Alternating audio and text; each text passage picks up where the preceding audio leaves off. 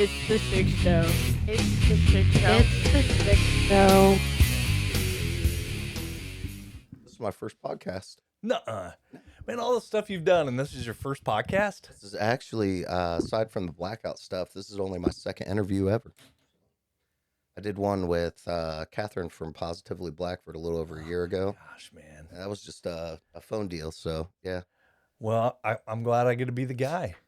That I think we got a good sound test here. Yeah, it sounds great. And you can bring that over. It'll maneuver pretty much anywhere you want. So I move mine quite a bit while I'm talking and podcasting. And, it'll end up back here, up here, over here, somewhere else, because I'll go, oh, I got to look that up and peck away at my computer. So I'm always moving it around. You know, you were talking about, just the informality of my setup. It's supposed to be a conversation, not an interview. Yeah, I think this is very conducive to what you're trying to do. I don't like the idea of this is an interview.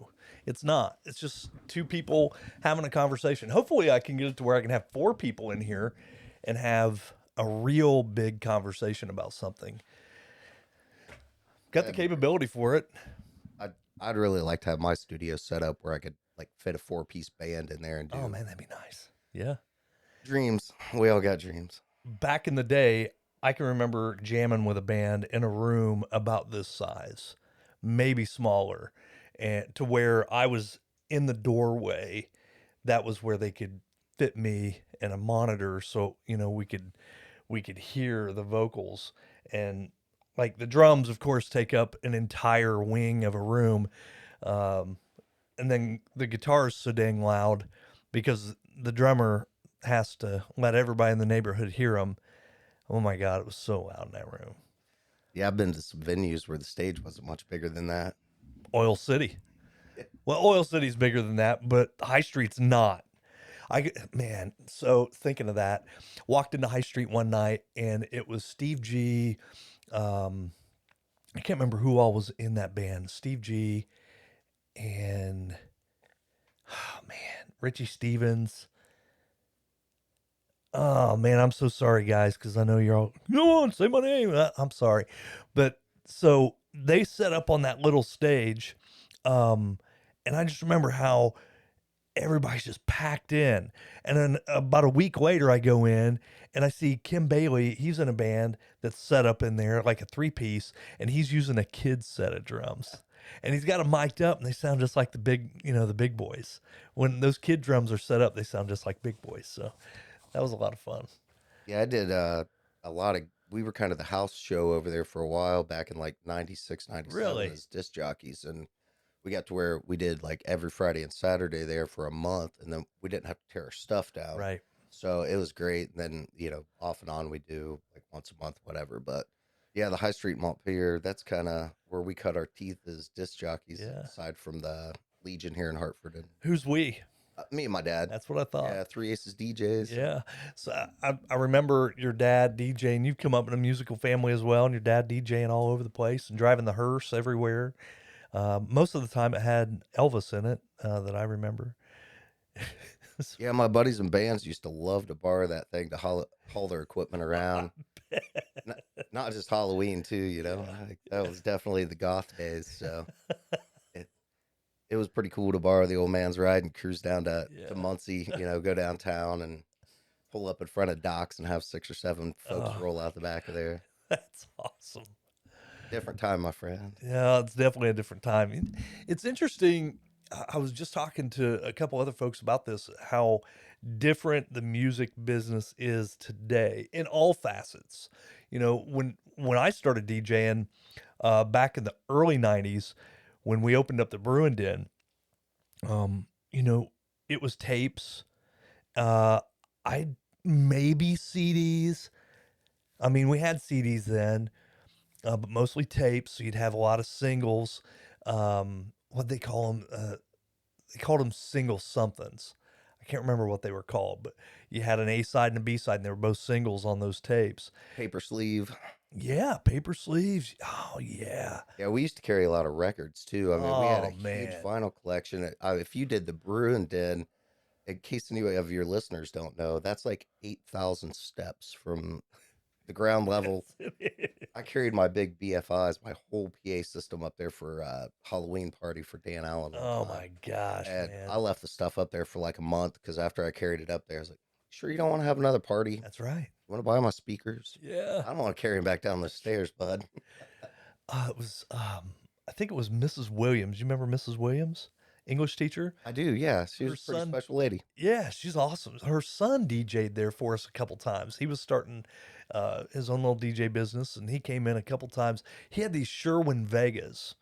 Everybody thought the Sherwin Vegas were the stuff back then. You had the red foam around the cone, and they were cool speakers. But I just remember how big those suckers were, and he had to haul them all up the stairs. Man, we'd have that place rocking. Literally to the one of the biggest nights we had, and we had many great weekends up there. We were a bunch of kids. We had no clue what we were doing. But we had bouncers at the door, people checking people as they came in, trying to make sure that we didn't have anything nefarious going on, any kind of trouble up there. And of course, there's always going to be trouble when you get a bunch of high school age kids together. Something's going to happen. Oh, it's almost impossible. Hormones and Oh, right. Well, unfortunately, I don't believe anything like that ever happened. I just meant But kids being dumb. yeah, but I'm sure some Robitussin was going on back then. There was a lot of Robos out back in the day. We're jamming, man. We've got that place just packed. It is body to body upstairs. And one of the guys comes up. I think it might have been Dave Sheevely. Dave comes up and gets me. Says, "Hey, man, you need to come downstairs and see this." And I'm like, "What?" Yeah, I'm 19 at the time. I'm like, "What are you talking about?" Maybe 18. I'm like, "What are you talking about?" I go downstairs, and underneath it at the time was Julian Insurance. So you got the three businesses that were down there. And he goes, "Look," and I look at the windows, and y'all can't see it, but the windows are flexing as the beat goes, and everybody's upstairs jumping. I know that look. Yeah, when you watch a large plate glass window just Oh my flex, God.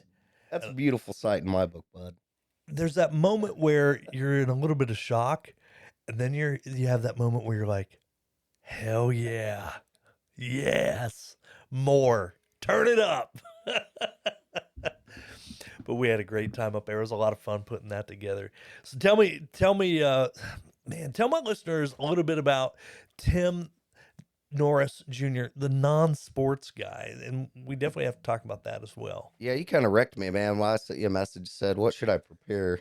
And you're like, "Just show up." What are you doing? You got notes. You got all kinds of stuff here. It's like you're at a business meeting. Now this notebook is so while you're talking, if I think of something, Uh-huh. it's still there 2 Okay. seconds later because Yeah. that's about how long my memory is. Not a bad idea. So especially yeah, around me. my name is Tim Norris Jr. Most folks know my dad, Tim Norris Sr. from being around Hartford City. He was a janitor down at the elementary school at William Reed for years. Yeah. I started doing the non-sports guy thing, or received that title in the Blackford Sports Network days. Steve Hurd was putting together those YouTube videos, and Cody Krause, a few other people were getting involved. And I just wanted to support local media. I wanted to support. I think everybody knew what was going on with the basketball team at the time. Sure. Was it wasn't going to happen again. Unfortunately, COVID kept us from kind of riding that wave the way we thought. But just a proof of concept that what you're doing right now and what I'm doing right now, the local media stuff could work. Steve gave us that proof of concept with Yeah. BSN. I got involved when the Sons of Amvets were invited to be sponsors. So at the time, I was helping them do a lot of fundraisers, and we were putting these fundraiser meals on. We'd invite people, and 2 days after it was over, people would say, "Oh man, I wish I would have heard about that. I Right. read about it on Monday morning." So this whole theme of on Monday morning came up, and everybody's reading about the stuff that happened on Friday, or the stuff they should have been planning to do on Friday Yeah. on Monday afternoon when they're setting at work. So what I wanted to do coming in with those guys is help do some promo stuff, but then we also did some fundraisers with Amvets to actually help purchase equipment. And my motivation there was some of the guys couldn't go out and set on the hard bleachers for a couple hours, or Yeah. even navigate walking from the handicap section into the gymnasium. So what that let us do with those live watch parties and Steve's YouTube channel is I spent a lot of Friday nights driving around town, hooking up Fire Sticks and hooking up Chromecast and making sure anybody that wanted to have a public viewing party that couldn't go out and see the games, or when we got to the point where games were selling out or away games were being broadcast, then I started getting messages, through Steve's page saying, "Hey, we're in Arizona. We're watching our grandkids play," and I'm like, "This, there's so much more here." Uh, Yeah. the Hartford City Happenings page or group that actually is, uh, they have 16,000 members in that Isn't that group. crazy? Do you know how many people live in this county? It's not It's 16,000. 11 something. Yeah. So, these are the kinds of things that you and I, as content creators, whatever they want to call us, I really hate putting labels on this Right. stuff. Like, we're volunteers as far as I'm concerned. I haven't got a paycheck yet. How about you, No, Scott? no. I've made like $8 off of Spotify ads, but I don't qualify for them anymore because there's not 16,000 people listening. But Yeah, I originally incorporated Sear just so it's easier to keep track and deduct all the stuff we were just yeah, donating and eating. Like, this was never meant to be a money making thing. I've never sold advertisement. yeah, It was something I wanted to do to help Steve and promote the broadcast, but also to help the veterans and the accessibility for the older folks that just couldn't get to the games. So I earned, I always tell people I earned that title, Tim the non-sports guy. Um, when we were in conversations or when I was heckling the guys in the comments on their live broadcast, there's some downtime during a basketball game. So, yeah, shameless self promotion. That's a term I use a lot, something I share with our entrepreneur friends. I'd get in the comments, they got some downtime and they're talking about what's going on in the news. No, talk about the chicken noodle dinner down at that's the right. church next Sunday. We're trying to buy them a roof, man. So they kind of got used to relying on me to provide some of that info and some of that research, but they knew I wasn't the sports guy. And, Yeah, I'd post stuff and people ask questions in the comments. And I just, when we were picking a name, at least temporarily for the page, the whole Snoopy image was just something I ran across. It was supposed to be there for a day or two till my wife designed me a new logo. The name was just kind of a joke. It was an inside joke with the guys from BSN, and now it's kind of established enough. I think people would be mad if I did try to they change would it. be. Yeah, they wouldn't know who you were. They'd be like, Tim who? Tim, the non-sports guy. Where'd he go? So you got to keep it. It's one of those things that it sticks. The Schick Show was not the original name of this whole thing, and it's just a shortened version of So what was it, Scott? the real Mr. Schick Show. I dig it. And the reason was because I felt like, we play characters and all these different things we do, and I wanted something that was going to be um, that was going to represent how eclectic my interests are. And I think this podcast has done that because it's not limited to, we're talking about cars. Man, I thought I was going to talk a lot about C10 trucks on this show. And I've talked next to none about them. I thought I was going to talk sports. I thought I was going to talk about some different things. And it's been really interesting to see how it's evolved into what it's become. Just a couple weeks ago, I was talking to a friend of mine and I said, I'm thinking this might be it. I think we're show 52. That's great. So I think you're capping season 1. And with that, I thought, have I kind of run its course, and it was later that day. It's interesting how people come into your life when they need to, and messages you need to receive make themselves available. And I'm at the CVS counter getting some medication, and Trisha Blakely sees me and she said, "Oh man, I love the Schick Show." And I'm like, "Really?" And she goes, "Yeah, I really enjoy it." And I'm like, "All right, maybe I need to rethink this thing." And I get good feedback from all kinds of folks, but it's got to be for me, and same as you got to feel fulfilled. You got to feel like there's a purpose. Oh, for sure. Yeah, And we're not collecting a paycheck to do yeah, this. Like, our motivation is our self satisfaction. that's it. And I thought, as it kind of ran its course, have I kind of done with it what I wanted to do? And I have. Now that I feel like I was talking to my wife the other night about this same thing. I said, I think it may have ran its course. She goes, oh, I don't think so, you know? And that encouragement is like, okay, maybe there's more. There is more, and I know there's more. There's a lot more people I want to talk to that I haven't talked to yet. You know, I've got a goal of talking to Phil Anselmo, so I haven't reached my ultimate goal, and so I can't quit. And I haven't had a second conversation with Steve Hurd, so you know, when you haven't had that second conversation, well, actually our third conversation with Steve, you can't just give it up. You could probably have your own podcast, separate podcast, just interviews with Steve. Oh my Right? gosh, man! I don't I don't know if I've talked about this or if you've heard about our first conversation was going to be like episode 1 or 2, and it was 3 hours long. I went to edit it, and it was before I'd really understood what I was doing. Not that I really understand what I'm doing now. Some of you are listening going, dude, your sound is terrible. Others might be going, oh, it sounds great. But I'm trying to figure out how to edit, and I ended up chopping up our voices so much that we were overlapping. There was echoes. It was crazy. I heard you had to scrap it. Did. I Yeah. just deleted it. I said, we're done. We're done. It's enough. Since then, I've gotten better at the process. Heck, I can even add stuff in where people don't know it's happening. If I forget something, or you know, I forgot a name a couple times where I'm like, oh crap, I got to go in and edit. So you know, it's just one of those pieces where I I just wonder what else can I do with it. And it's interesting you brought up Hartford City Happenings, because I've talked about doing or jokingly talked about doing a Wednesday Hartford City Happenings update.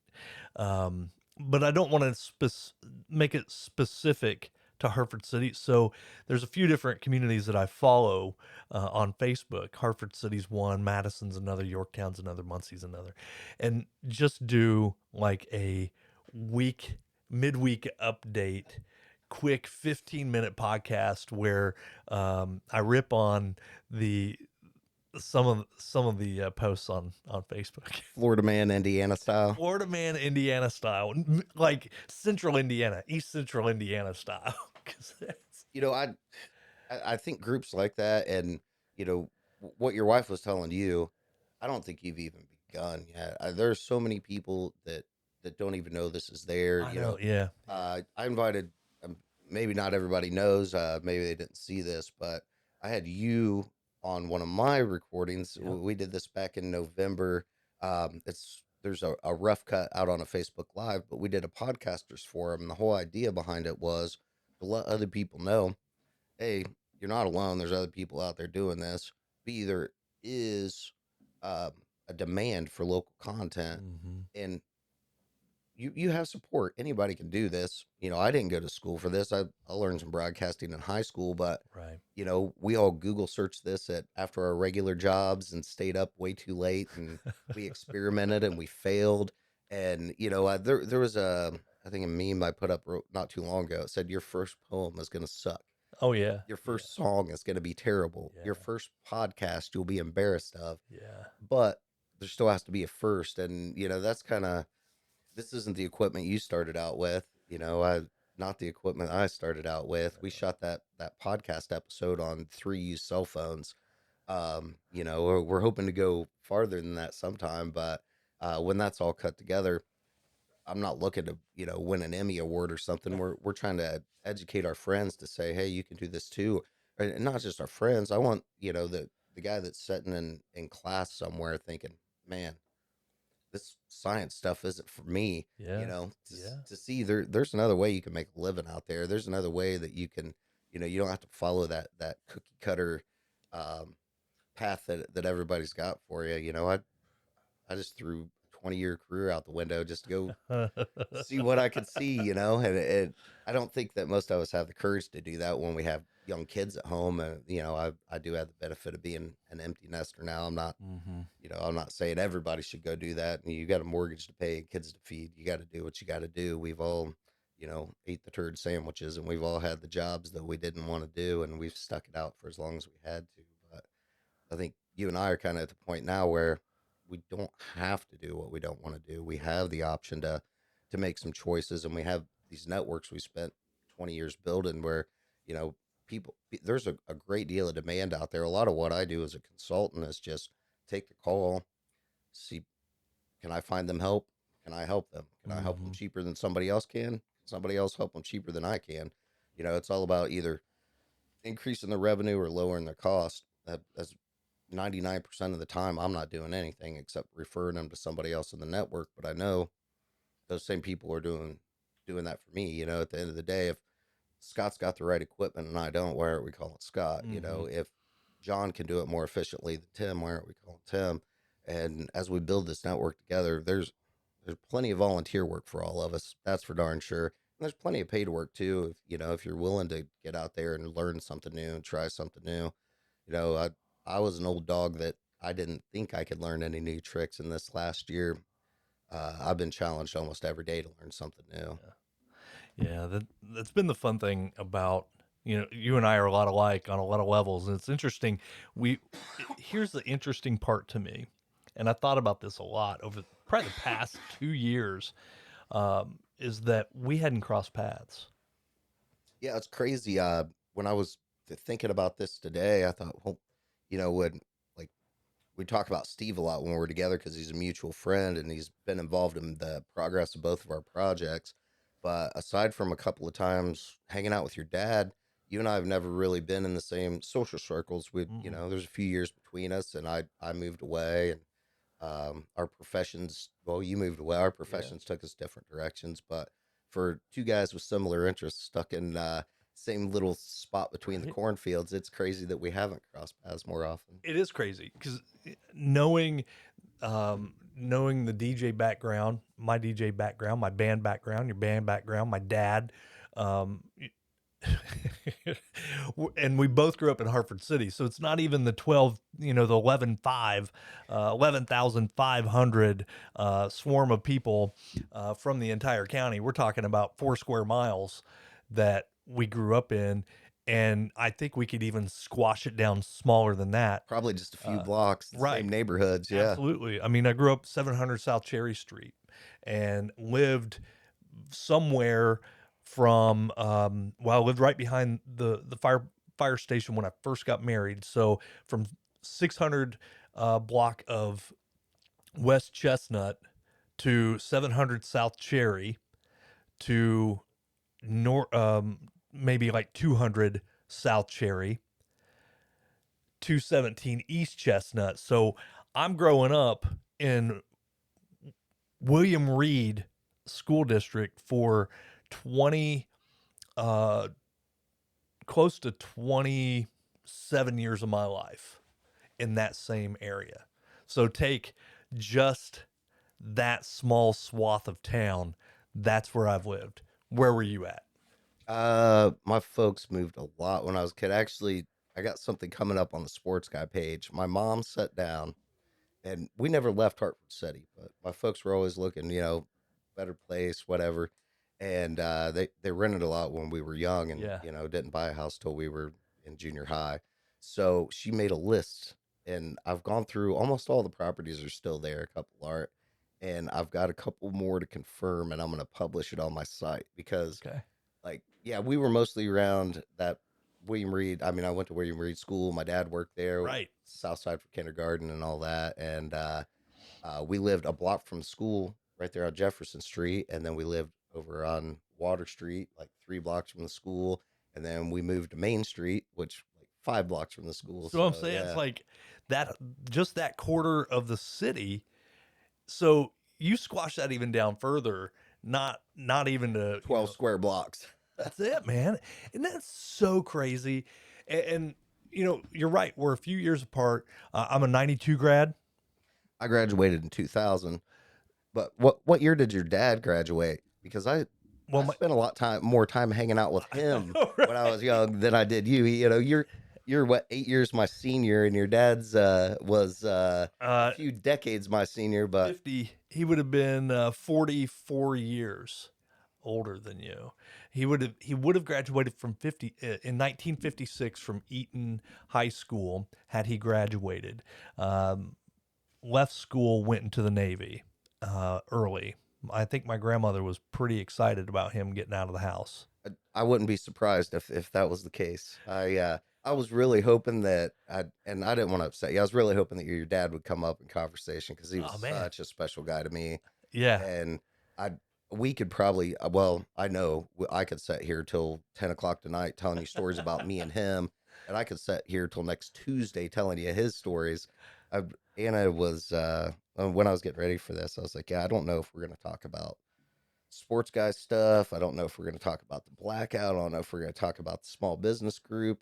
I said, I really hope we talk about Bob because, man, everybody knows your dad by different names, That's right. Sonny, Yeah. Shicky, Yeah. Bob. Bob and I were buddies. Well, I mean, we traveled all over the place. We went to Washington, D.C. together Yeah. on a trip with Amvets, but we used to we used to have mandates when my wife worked second shift. He liked to go to the fish fries, Oh and yeah. didn't always have somebody to go because they're always like right at 5, Yep. and then they sell out. So if somebody's got to come, commute, whatever, and my wife was working in the evening, so anytime there's a fish fry as a mandate, your dad and I would make plans weeks ahead. We'd know exactly what time we're going to meet up, where we were going, and we'd be back within an hour or so. But yeah, that was kind of a standing thing for us. And not just once or twice, like 4, 5, 6 times to the point where we had a little group assembled of guys that were starting to like follow us. They didn't want to go sit there and eat alone, but you don't want to miss a fish fry, right? But we just little stuff like that was kind of bread and butter. Just what are you doing today? Yeah. I'm bored. I'm not going to sit here all day, staring at the wall.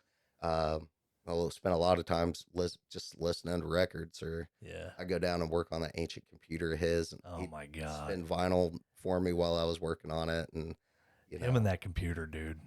He just wouldn't give it up. And I think that's only the second computer he owned. He may have owned, it was a Gateway. yeah, like Windows XP. Yeah. Um, he bought that in the 90s, like when he retired. So mid 90s. He bought that computer and a TV from Gateway. That TV was like a 40-inch flat screen, one of the first plasmas, I think. $4,000, Yeah, and to think about a $4,000 TV now, dude, it'd fill up this. yeah, the whole house. Yeah, I mean, it's huge. But I remember he was just so excited to get a new computer because we had been working with our Tandy TL 1000 since I was in school. So since the mid 80s, and or whenever it came out. I mean, whenever it came out at Radio Shack, he had it. And I remember having it from the time we lived on South Cherry Street until I may have ended up with that thing, and let my kids play games on it. I wanted to introduce my kids to computers at a young age so that it would just be second nature for them. He was always like that. He wanted to have maybe not the newest and greatest of things, but once he had it, he wouldn't give it up either. Yeah, I put a new power supply in that Windows XP computer, I think about 8 years ago. He special ordered it from eBay or something, but That's yeah. insane, man. But yeah, I mean, one of the things I think, despite the generational gap, that Bob and I enjoyed is we're both just lifelong learners. Like 12-year-old kids, just curious. We had to poke the dead animal with a stick, and so we were the kind of guys that just take off and go on a hour-long road trip to go to a record store that may not be in business anymore. Right.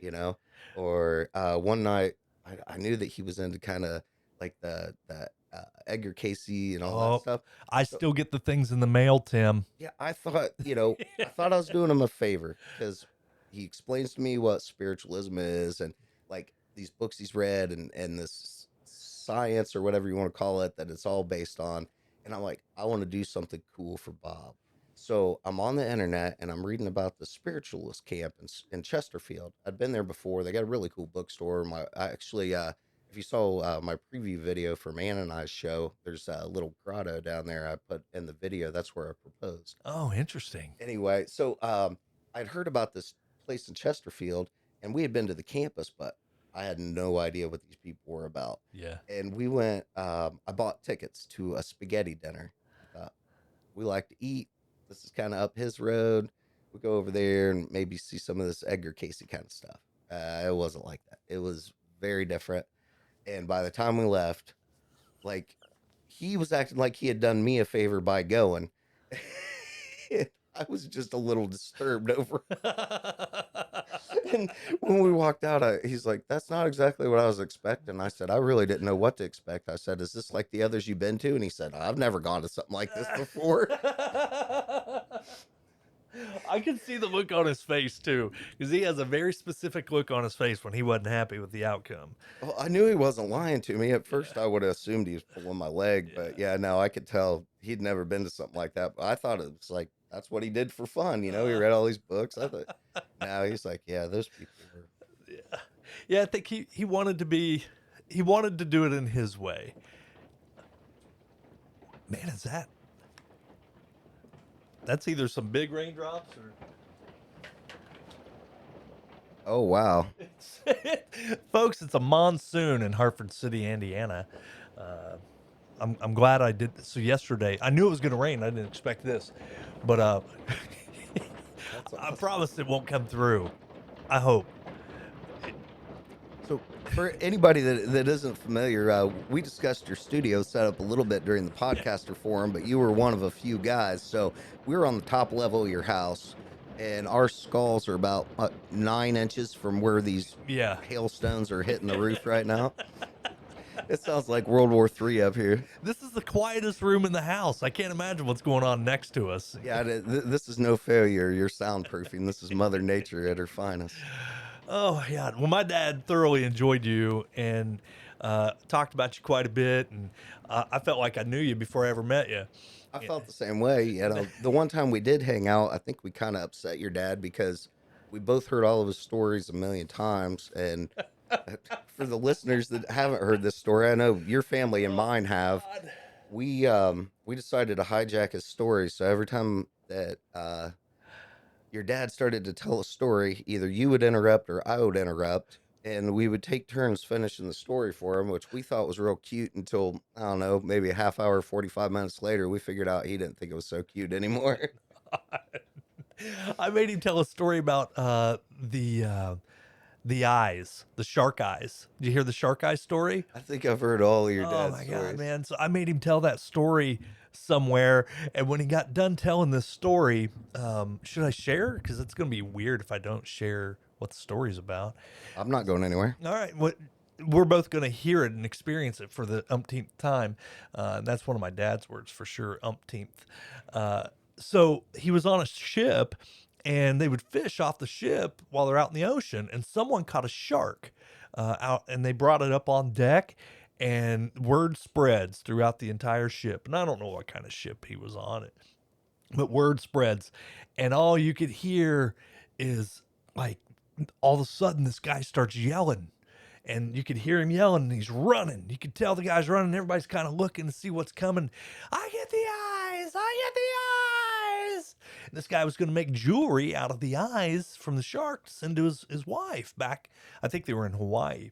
And my dad tells this story that night at the Amvets, and he says, oh, and the guy just started yelling, I get the eyes. I get the eyes. I said, that is not how that story went. And he just kind of looked at me and said, well, yeah, it did.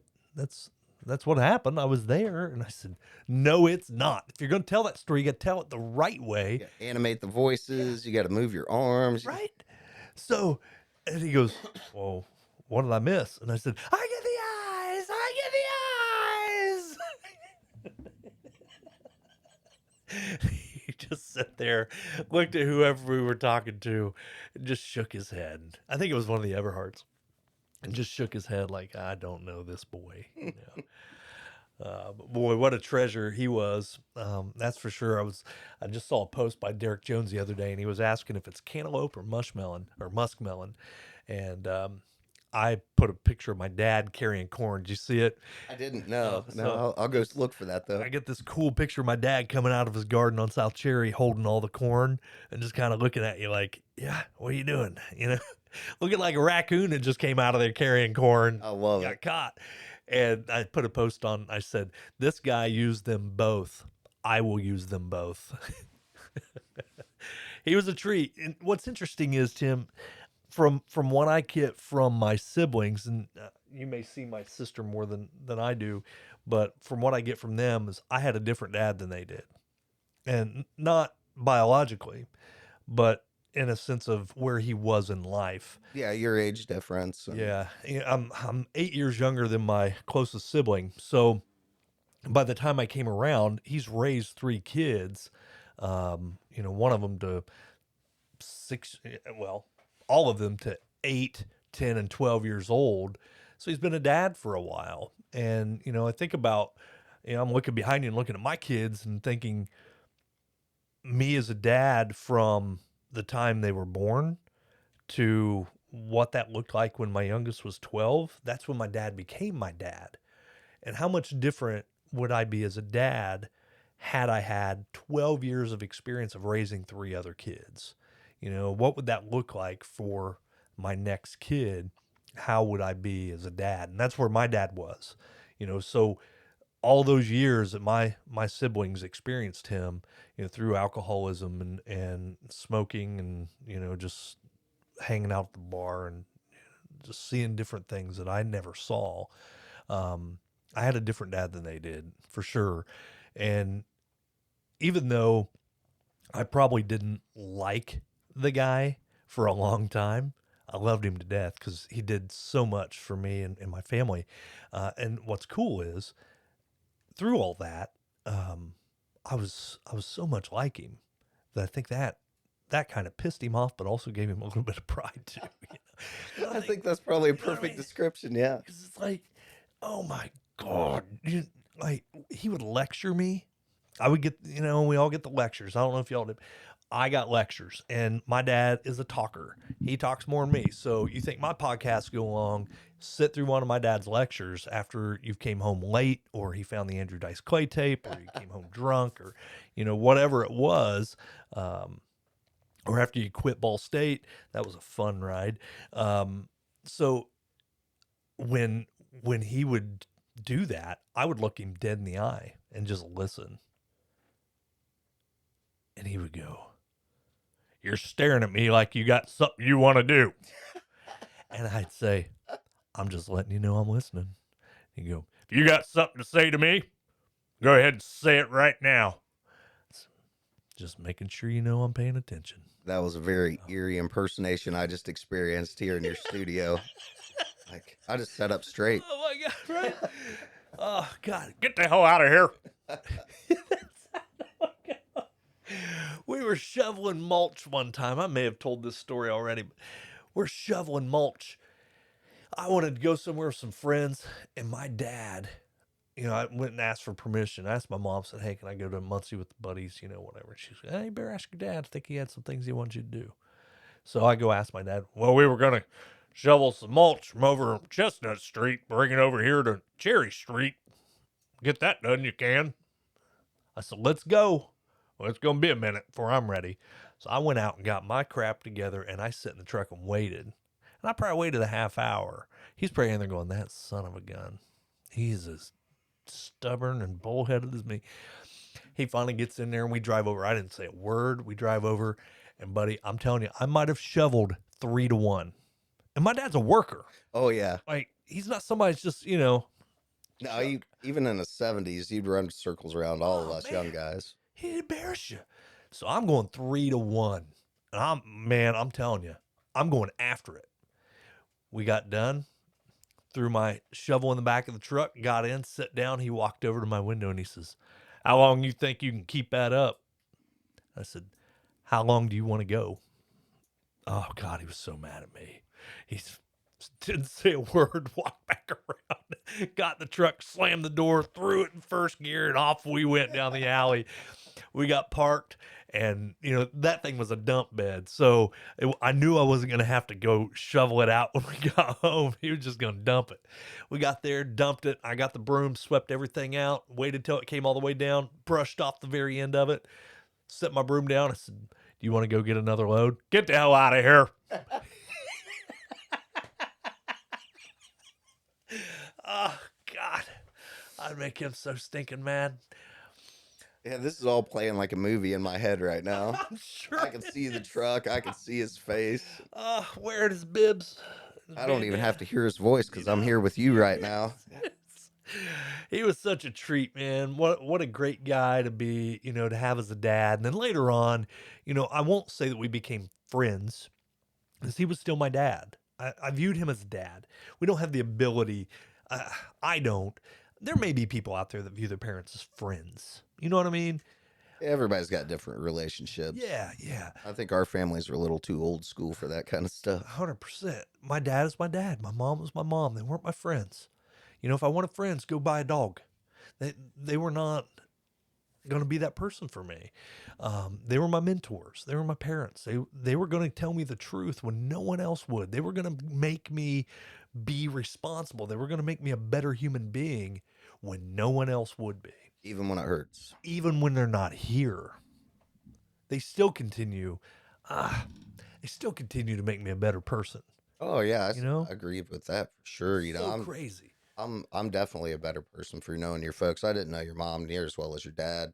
But even when I was a little kid, going to the store, I'd go by myself because I lived down on Main Street, so I could just walk up there, And even back then, I was interested in history and all the old records and all this nerdy stuff I'm still into today. So that was like, kid in a candy store. I'd much rather go buy some old vinyl than, a couple of Snickers bars. I've had it. And back then you could buy 4 or 5 records for $2, It blows me away, Tim, that you don't have a record store or some kind of store.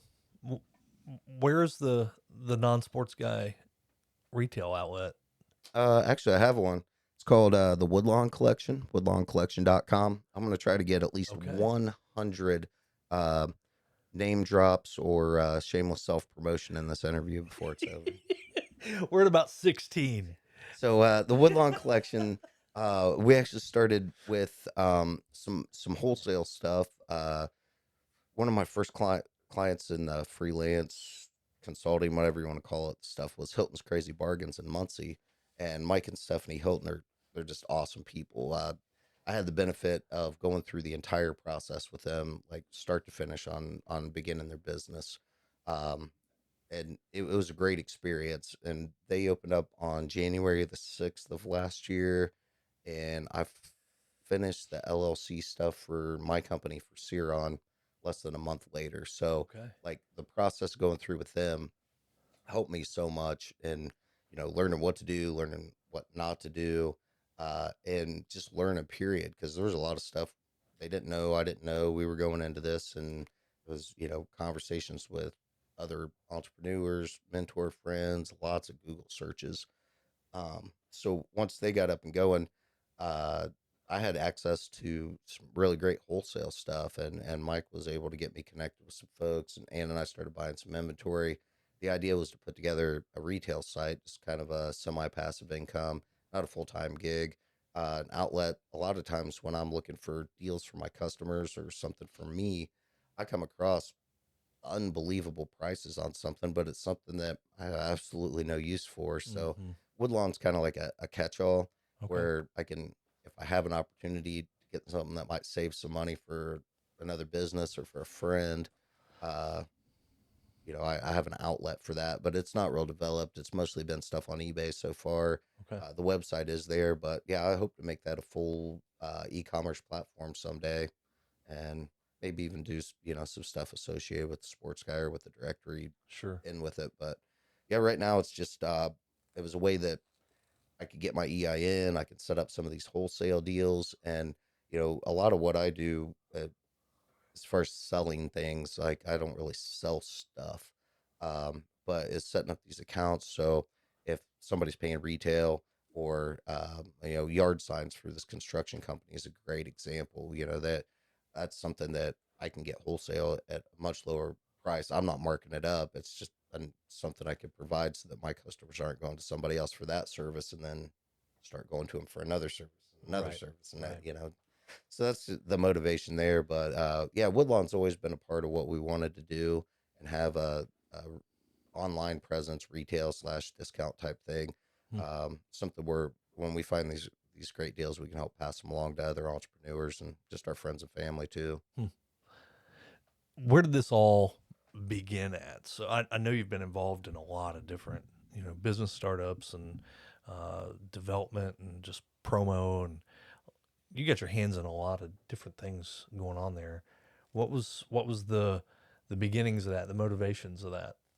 You know, I thought about. I know a question like this was coming eventually You from didn't take somewhere. notes on that? No, no.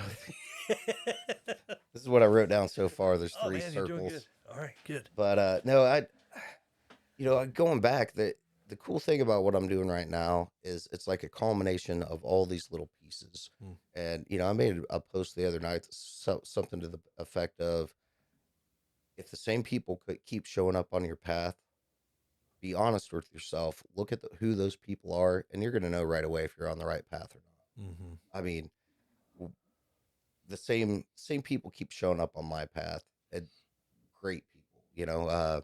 You and I keep crossing paths. Like, that's something, we just talked after 40 years where we keep winding up in each other's way. Al Johnson at ADM, he's been a great mentor to me. If I had to say, as far as taking any of this towards a professional level, he's probably the mentor that pushed me the most. I started doing, my wife works for Al at ADM Custom Creations, downtown Hartford City. Yeah. Another plug in there. Beautiful I'm gonna do it, downtown man. Hartford City. And Al's one of the first people I talked to about the Blackford directory. He's one of the first people I talked to when I thought about going solo and doing the consulting stuff and giving up a salary job. And he's given me a lot of good advice, some cautionary tales. He's definitely encouraged me. But I think even before the BSN stuff, uh, my interest in doing the videos and all that came from just doing some promos for Al. I think one day I got on their Facebook page and they had like 300 followers. Mm-hmm. They've been in business for 3 years, and I was like, guys, it just wasn't something they had time to concentrate on. Sure.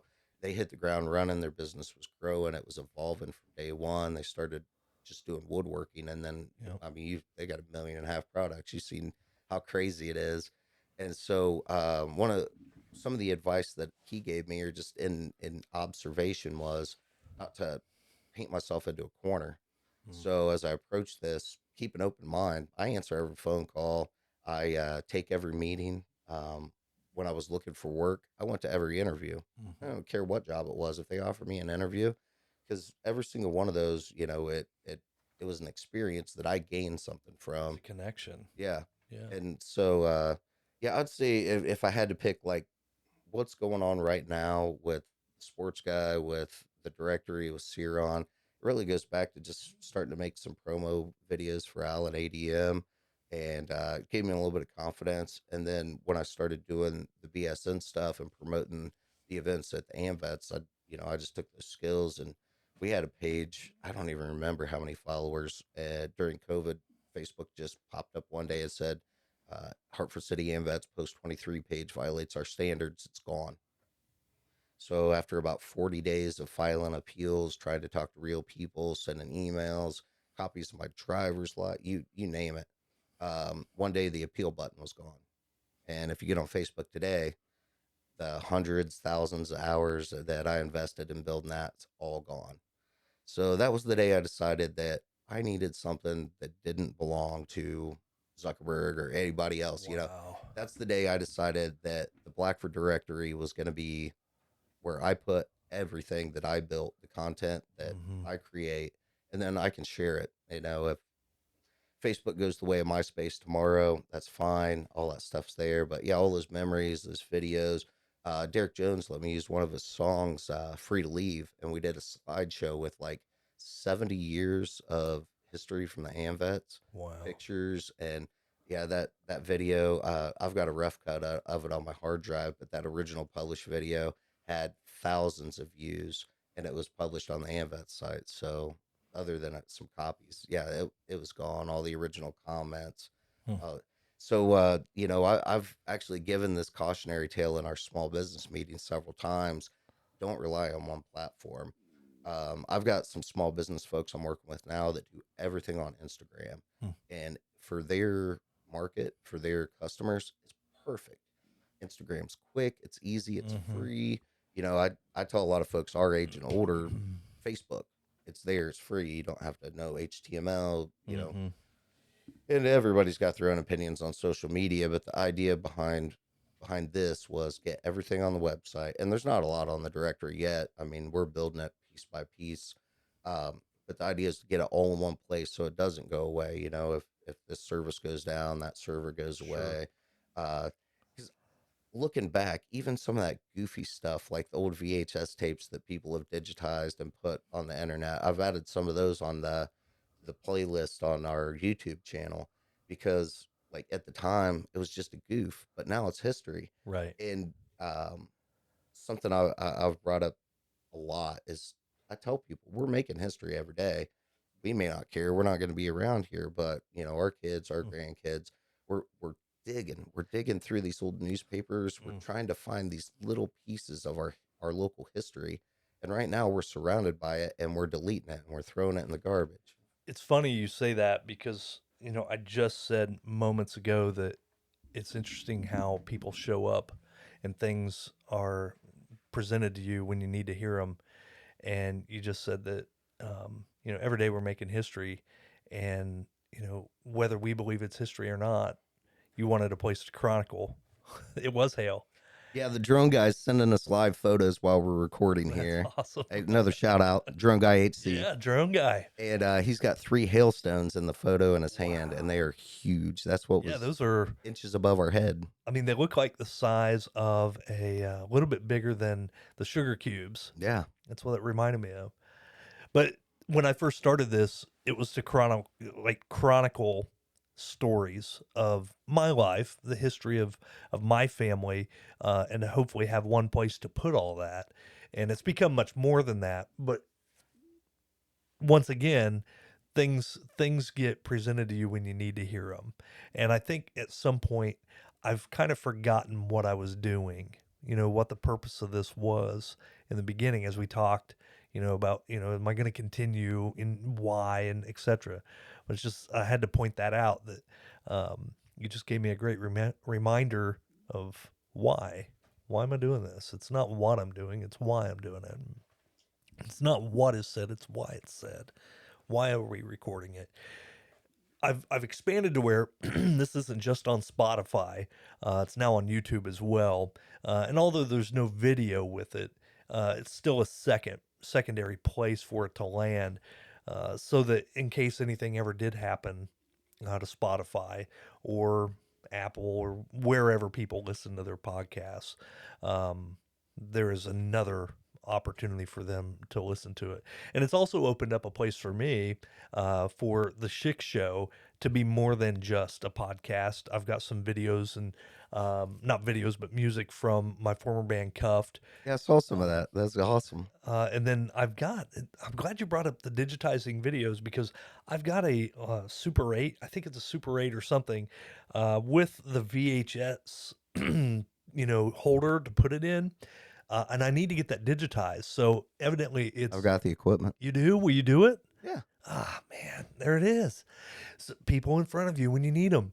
But it's Heritage Days 96 and 97. Oh, awesome. Yeah. And my band at the time, Bucket, which was Mark Lex, Andy Funkhauser, Mike Wine, Jason Glass was in that band at one time. Richie Stevens was in that band for a moment. Jay Twyble was in that band. Kim Bailey drum for us at one time. Yeah, I was at that show. You guys were on the south side of the courthouse that year. Yeah, that's 97. That was a huge show. Like, yeah, everybody was there. That was the day I got married. No kidding. Yeah, that was our honeymoon. What a hero. Always throw that in whenever I say it.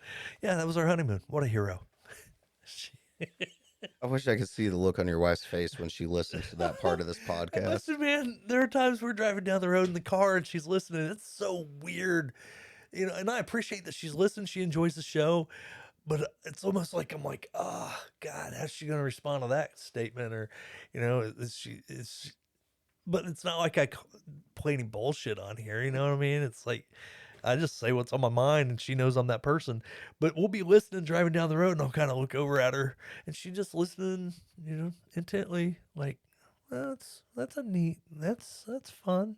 And it's mostly, you know, if I go back and look at this, there's a lot more of other people talking than me. So she's not listening to me, which she never has. You know, thank God for her, you know, thank God she has it. but it is interesting to sit down and hear yourself while someone else is listening to it. And I experienced that when I was in the band and at my class reunion. So the band was 2004, no, 8, I don't know. And it was one of our class reunions. Maybe it was our 10-year, 15-year, one or the other. And Darren McDermott was DJing that for us. And Darren starts playing a Cuff song. And I remember people going, "What is this?" I soaked it in because I realized that if I'm eliciting that from someone, I'm also eliciting, "That's freaking awesome. What is this?" Oh yeah. From the polar opposite. And one of the girls I went to school with, she's like, "I'm sorry, I didn't know. I didn't know it was you. I just, like, we were all dancing. They started playing this." I said, "No, I get it. It's no big deal to me. I understand how this works. This isn't Kenny Rogers. Everybody's not going to like it." Yeah. So the fact that you're not enjoying it means there's someone in here that's going, "This kicks ass." That means a lot to me. I would rather elicit a "this is terrible" and a "this is kick ass" from the same product than, "Well, this is vanilla." Oh yeah. Yeah. No, You know? I think one of the freedoms that we have with the internet and in the late '90s or the early 2000s that we didn't have as many of those outlets. There were like No. the e-zines and some of the basic stuff out there where you could get into the sub genres of music and the subcultures Yeah. of the music scene. But what the internet, it's basically said, hey, there's a bunch of weirdos like you out there. It's not you and the two guys at the back of the punk show Yeah. standing with your arms crossed. It's you and 4 million other people across the world that Exactly. like this one terrible band. And I'm pretty unapologetic about the terrible music I listen to. Like I don't know, maybe I don't I think I get a pass or something. I'm not sure what gives me that authority, but I have the authority to listen to terrible music and appreciate it, and I don't always give other people that right. I feel that. I I was telling somebody that I think it was Ashley Beeman, that I'm a middle guy. And I say that as someone who can appreciate two dudes standing in the back and jamming to something everybody else hates, or maybe being the only two people at the show because everybody else already figured out it's terrible, but they love it. And you're right, the internet has opened it up to where those two people are no longer alone. They know there are two people in every community that are totally into it. It kind of circles us back. We were talking a half hour ago about how much the music business has changed, not just like nationally Yeah. or worldwide with the internet, but even locally in the way that bands communicate with their fans. Not Mhm. have to have the middleman of a label. Uh, Doing a lot more of that grassroots and independent stuff. Bands can be independent and record their own album and get their own distribution deal. Like, that when you say how much things have changed, it's not just a different world on a global scale, but a different world in how we book people for festivals, how, the tavern scene's different, people's attitudes about that thing stuff and going out is different. There are more coffee shops than there are bars now. And I was able to enjoy kind of that ride in the 80s and into the 90s to where there was a band playing in every bar in town. There was a band. And if there wasn't a band, there was somebody doing karaoke because they wanted to offer the something different. And that wasn't just in Hartford City, but that was nationwide, I would assume. Now it's Yeah, rare. yeah. We started out talking about the High Street Bar and Grill up in Yeah, Montpelier. There's another shout out to my friends in Montpelier. there we go. They Um, have a you great biscuits and gravy on Saturday, from what I understand. all Is that, all their food is yeah? great. Yeah, I we haven't been drive there in up. a while. We go up for dinner about once a month just for something different. But Nice. just order off the bar menu, whatever. But yeah, that we started going up there, and at that time, even in Montpelier, there was entertainment pretty much every weekend at the Every High weekend. Street, pretty much every weekend at the Oil City, Hmm. pretty regular basis at the Legion, and then when you get to Hartford City, there was a lot more venues back then, and they were competing with each other, but we also had a lot bigger population, there were a lot more customer base, and again, like we were talking about, the attitudes about going out and that kind of thing have That's changed. changed dramatically. You know, I can remember leaving the depot, and I'm not going to mention the police officer's name, because much respect for him for the way he handled it. But there was someone, I just got there. I think I'd had maybe a shot of vodka or something, and this person is falling down. Like they should not be in public. And everybody else in there had been there a while. I'm the new person showing up. They're like, "Can you give them a ride home?" Well, of course I did.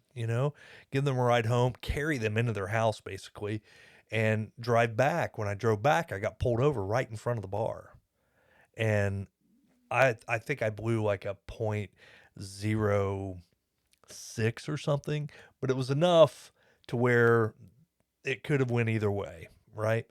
And this officer said, "Where are you going?"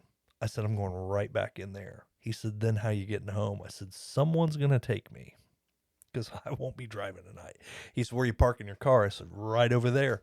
He said, "I'm going to drive by. If I see your car gone, I will never leave you alone about it. I will check you every time I see you." Small town living. Right?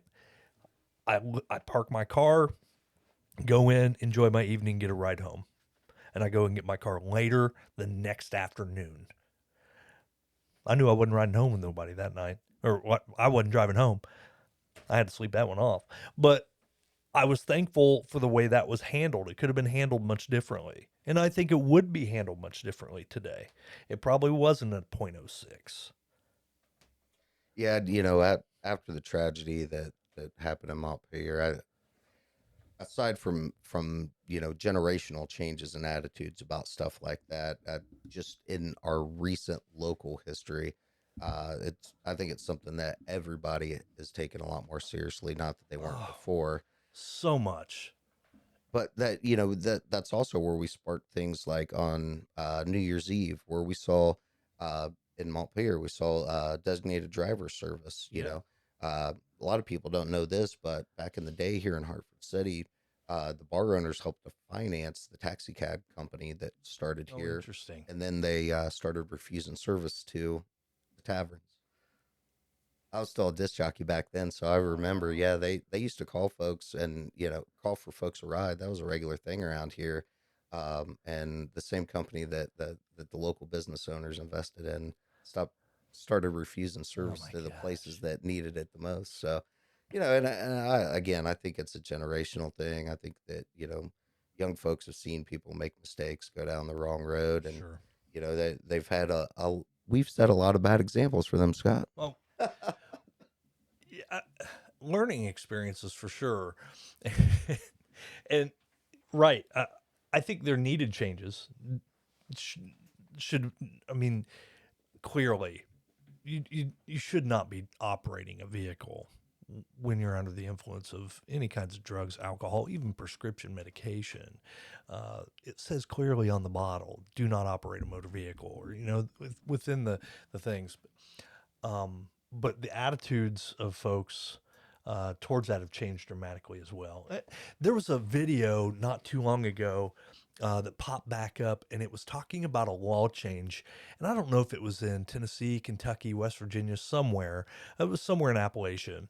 And they were talking about I think it was Tennessee. They were talking about a law change on drinking and driving. And this was in the 80s, maybe late 80s, early 90s. And the lady that they were talking to, kid in the passenger seat that's like 2, is like, "Well, I don't think it's right. They're trying to make us Nazi Germany and not letting us have a drink or two on the way home." And another old man says, "Well, I think if a man wants to, get off of his shift, working 8 hours or more, and wants to go by the liquor store and have a few drinks on his way home, he should have the right to do that." And I'm like mouth open, gaped open, like we have become much more responsible as a society to our fellow man, realizing, hey, listen, I don't want to be the person that gets caught up in that. I don't want my family member getting caught up in that. You don't either. why don't we do the right thing here and just make it illegal to hold each other accountable? And I think that gets confused sometimes. I think we think of laws being passed as an infringement when at times, in times like that, having a few drinks on the way home, how to be a person's right.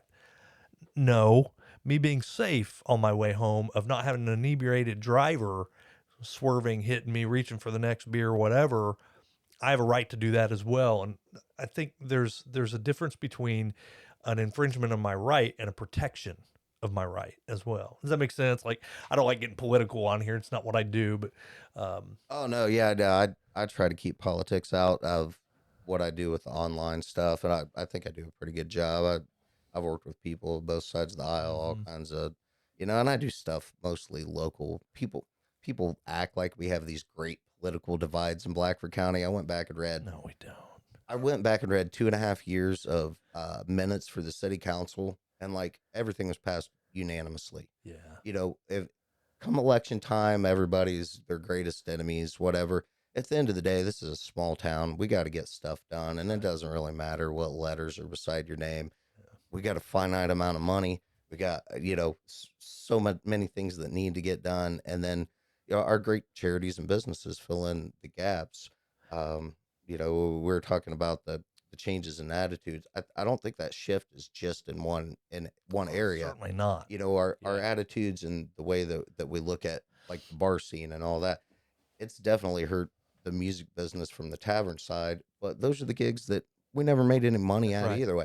You go in, That rate didn't change from the yeah, 70s on. no, you go in and you breathe cigarette smoke all night, Yeah. and you feel terrible when you leave, and the taverns, they were working on a tight margin, they weren't making Yep. a lot of money, and seeing these bigger moves to like the festivals, 2-3 day camping included, you Mhm. know uh the venues left a gap there. And it went on for a while, I really think, because even as those societal changes happened and our attitudes were changing, there was a big gap there because there were still the places that were having bands that played till 2 in the morning Mhm. and didn't have a taxi cab. So, I think the artists themselves, and in that new era where everybody's got control, you don't have to have a label, you don't have to have a promoter, you can put on your own show, you can work with your local agent to buy an insurance policy and do a 3 day music camping festival on Mhm. somebody's private property. That stuff happens a lot more than it did. And even like some of the, wineries and places like that, they partnered with places close by to do campgrounds. So, I think on the music side of it, the artists are really driving the change that's happening now, and I love it. Oh, I'm I do not a too, man. musician. I'm sitting here beside your bass guitar. I got a whole room full of instruments I don't know how to I don't play. either. You know, That was a gift. yeah. So yeah, it was a gift to me from Brian Stevens, bass player from Cuffed. He was. I told him I wanted to learn to play bass, which I did sit down with that for probably a year. Uh, I couldn't play a lick now to save my life. I'm terrible. Yeah, But no, everybody knows I have no talent. you definitely have talent. Derek Jones is a great example of someone who's just taken control of his music career and his lifestyle. He is living that musician's dream, but I don't know that that's his dream that he started out with. But just like you and I, that evolves over time, and you start realizing that dream that we had of whatever it might be, boy, it looks a lot better when we narrow it down and we have control over it.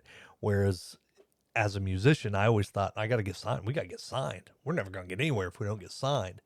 Boy, how much different I feel about that now with the outlets that are available to musicians out there to promote themselves, to promote their music, to make a buck off of their art.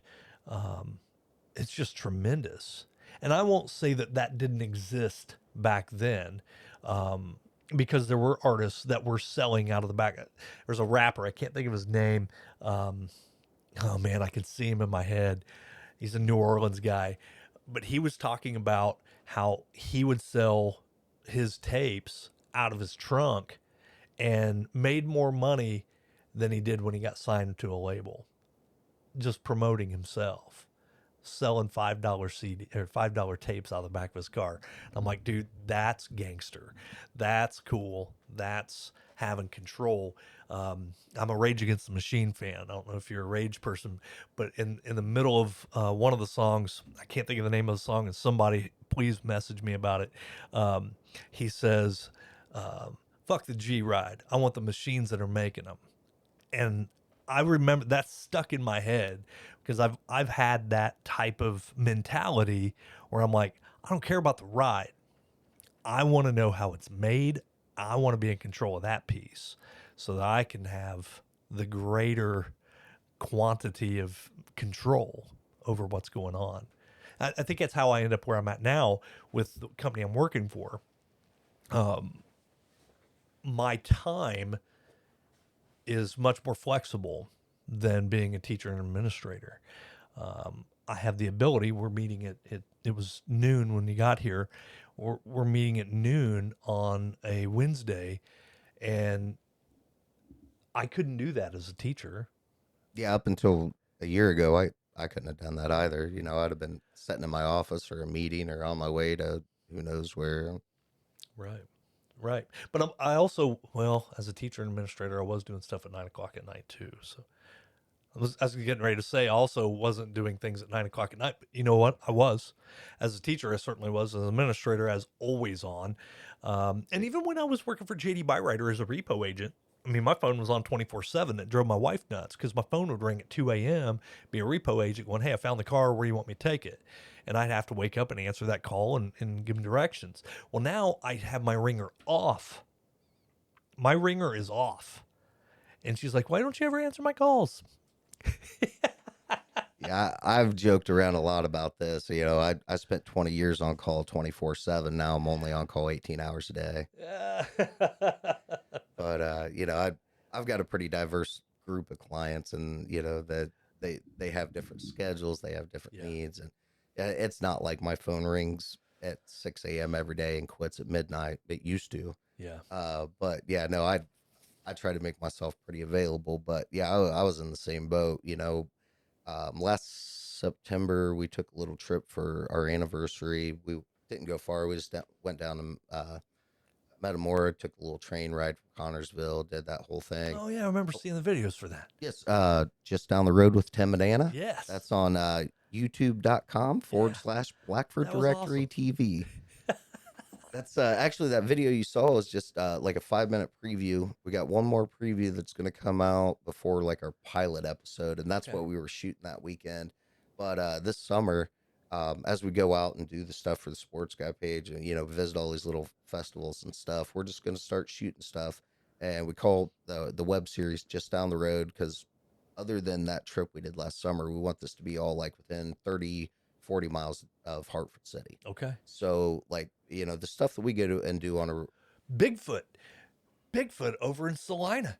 It's 49 miles. I just shared that the other day. Yeah. I had to look at it. I was thinking about taking a bike ride over there. I don't think that's going to happen. If you're looking at Tim the Non-Sports Guy, I already did the math. It had the mileage and everything on there for you.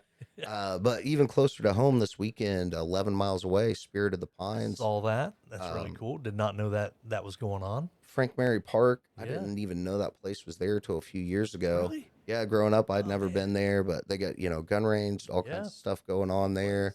They're You can bringing rent it.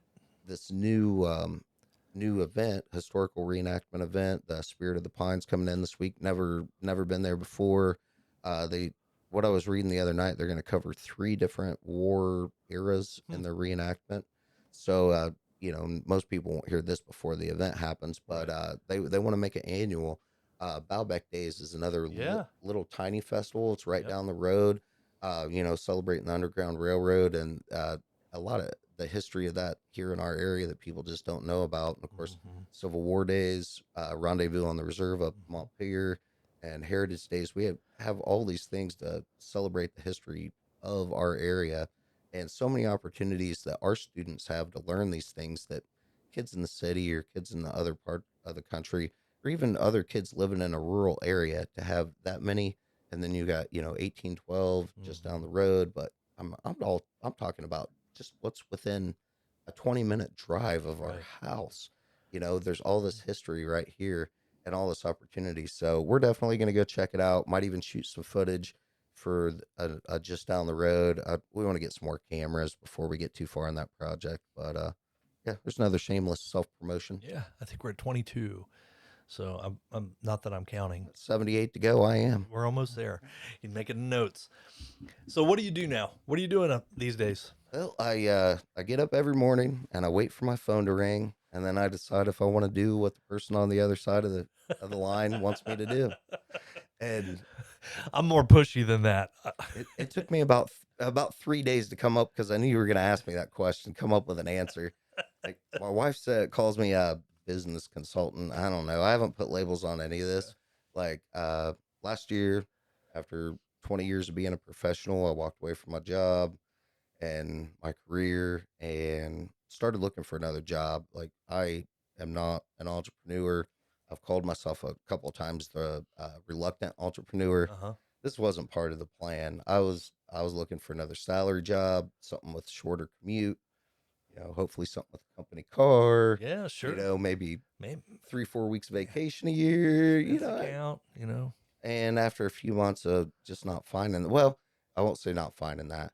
After a few months of not finding that any closer than I was willing to drive, I, I started doing some freelance work, doing some websites here and there.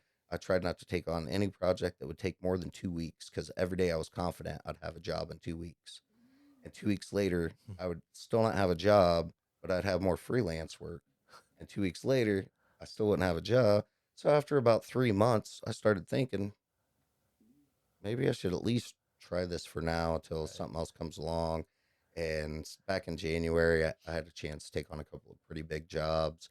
And my wife was like, go for, when are you ever going to have a chance to go for it again? Go for it. Yeah. I'm not afraid to fail. I got, nothing to lose. Like, everything I create for my clients, they own. If they decide to walk away tomorrow, if this doesn't work out, whatever, it's all right there. But yeah, I really, every day, I've got a couple of standing gigs. I've got 4 consulting clients that I do multiple levels of stuff for. D&E Buildings and More, DNEbuildingsandmore.com or myamishbarn.com. Okay. There's another plug. Yeah. Those guys brought me 3 in 1, by the way. Yeah. Well, 2 of those URLs go to the same website, so they don't count. Oh, okay.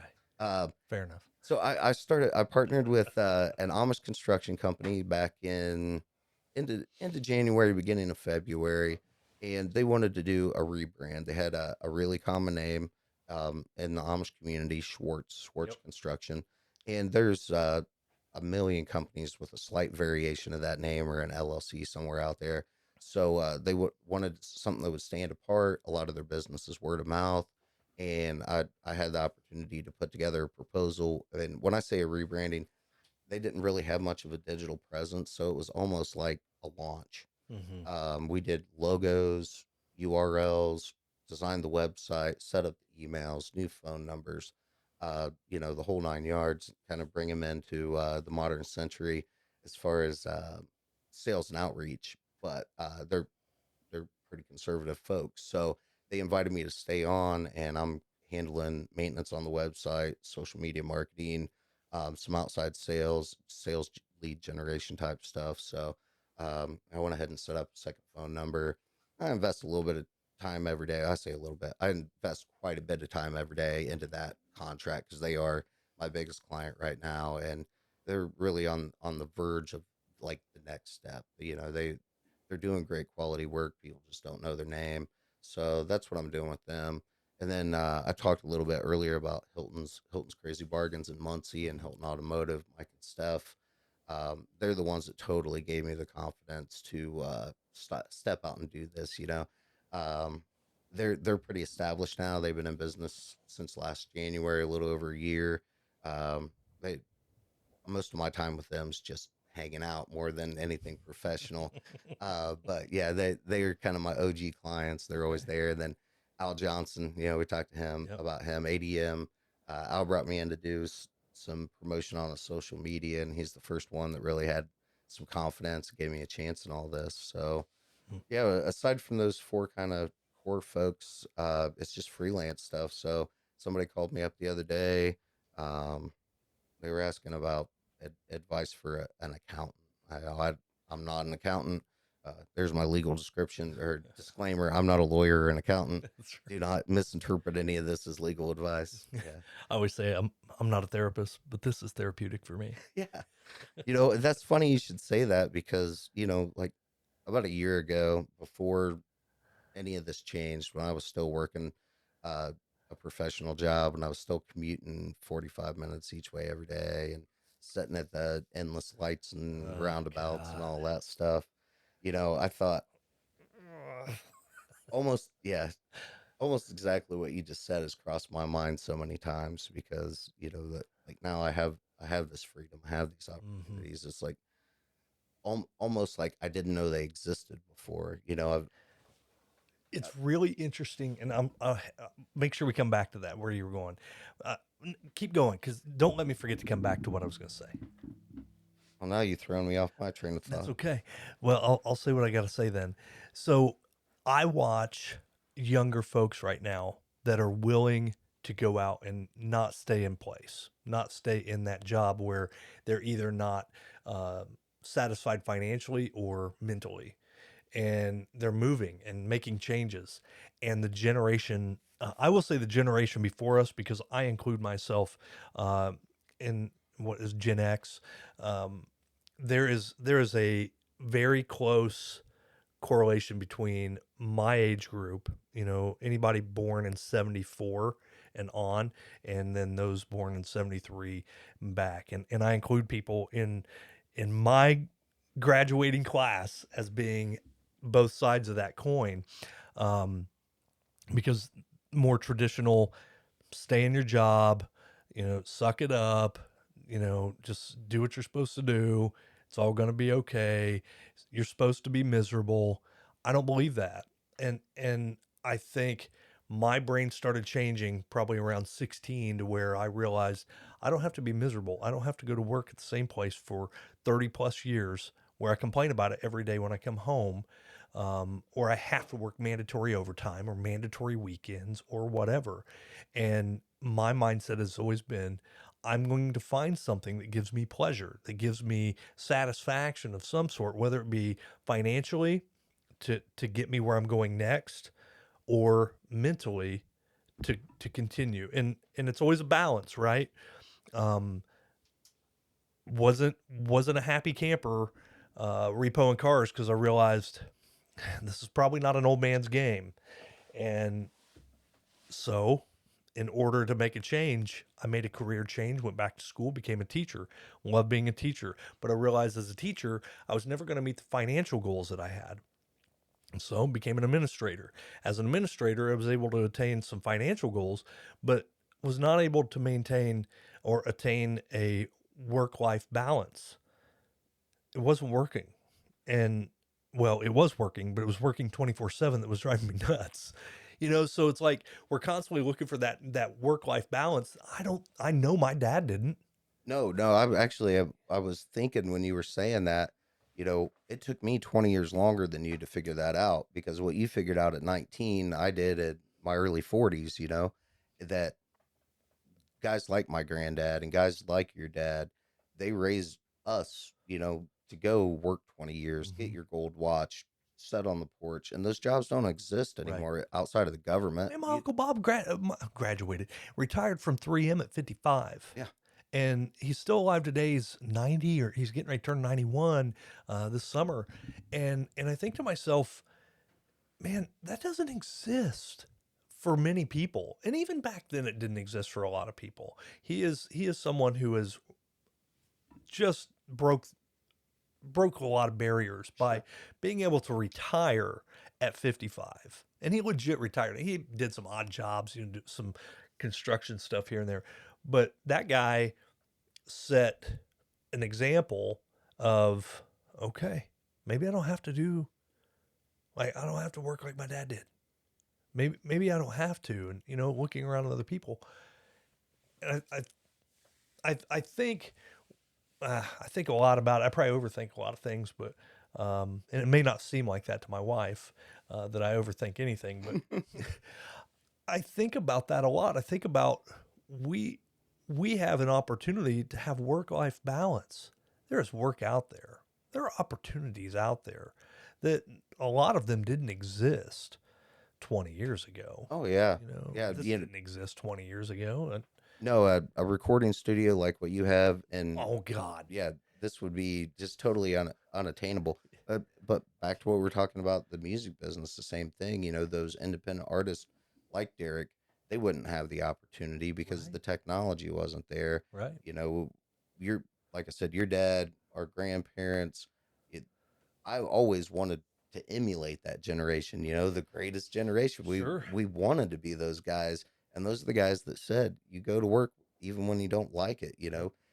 Those are also the guys that had their pension and their health insurance and everything Yeah. tied to their employment and their families' health insurance and their families' well being so deeply tied to those employers. There's no mobility in our job market. Do you think those employers just had a fix on the game? I don't know, man. That's economic stuff, maybe You know what I mean? for a different show. As you were saying But that, it just made me think, did they have a fix on the game? Did they realize? And, some of these, you would talk about some of these coal towns, we can get into that, but they had the company store, the company housing, everything else. They had a real fix on the game. But you think about folks like my dad and my uncle, they they got into something. They did just enough. The companies did just enough for them to hold on to them, to treat them right, to pay them, to make sure they have some sort of insurance, some sort of pension, and they didn't have to worry about them going anywhere. yeah, and I'm not anti-corporate or anything like that. I'm not even saying that's a bad thing. I know, my granddad had a whole house full of kids. You got 8 kids. You're thankful That's for right. whatever kind of benefits you That's it. get. And so, I'm not demonizing that system. I'm just saying it doesn't exist anymore for you and I. Yeah. There's no place I'm going to go.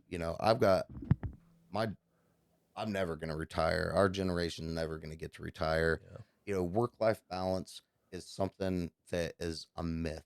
When I worked when I worked a salary job and I was gone 60 hours a week between the commute and, the time at the office and all that, you say, "Okay, I'm going to work late this night so I can take off early this afternoon to go Mm-hmm. watch the grandkids play football."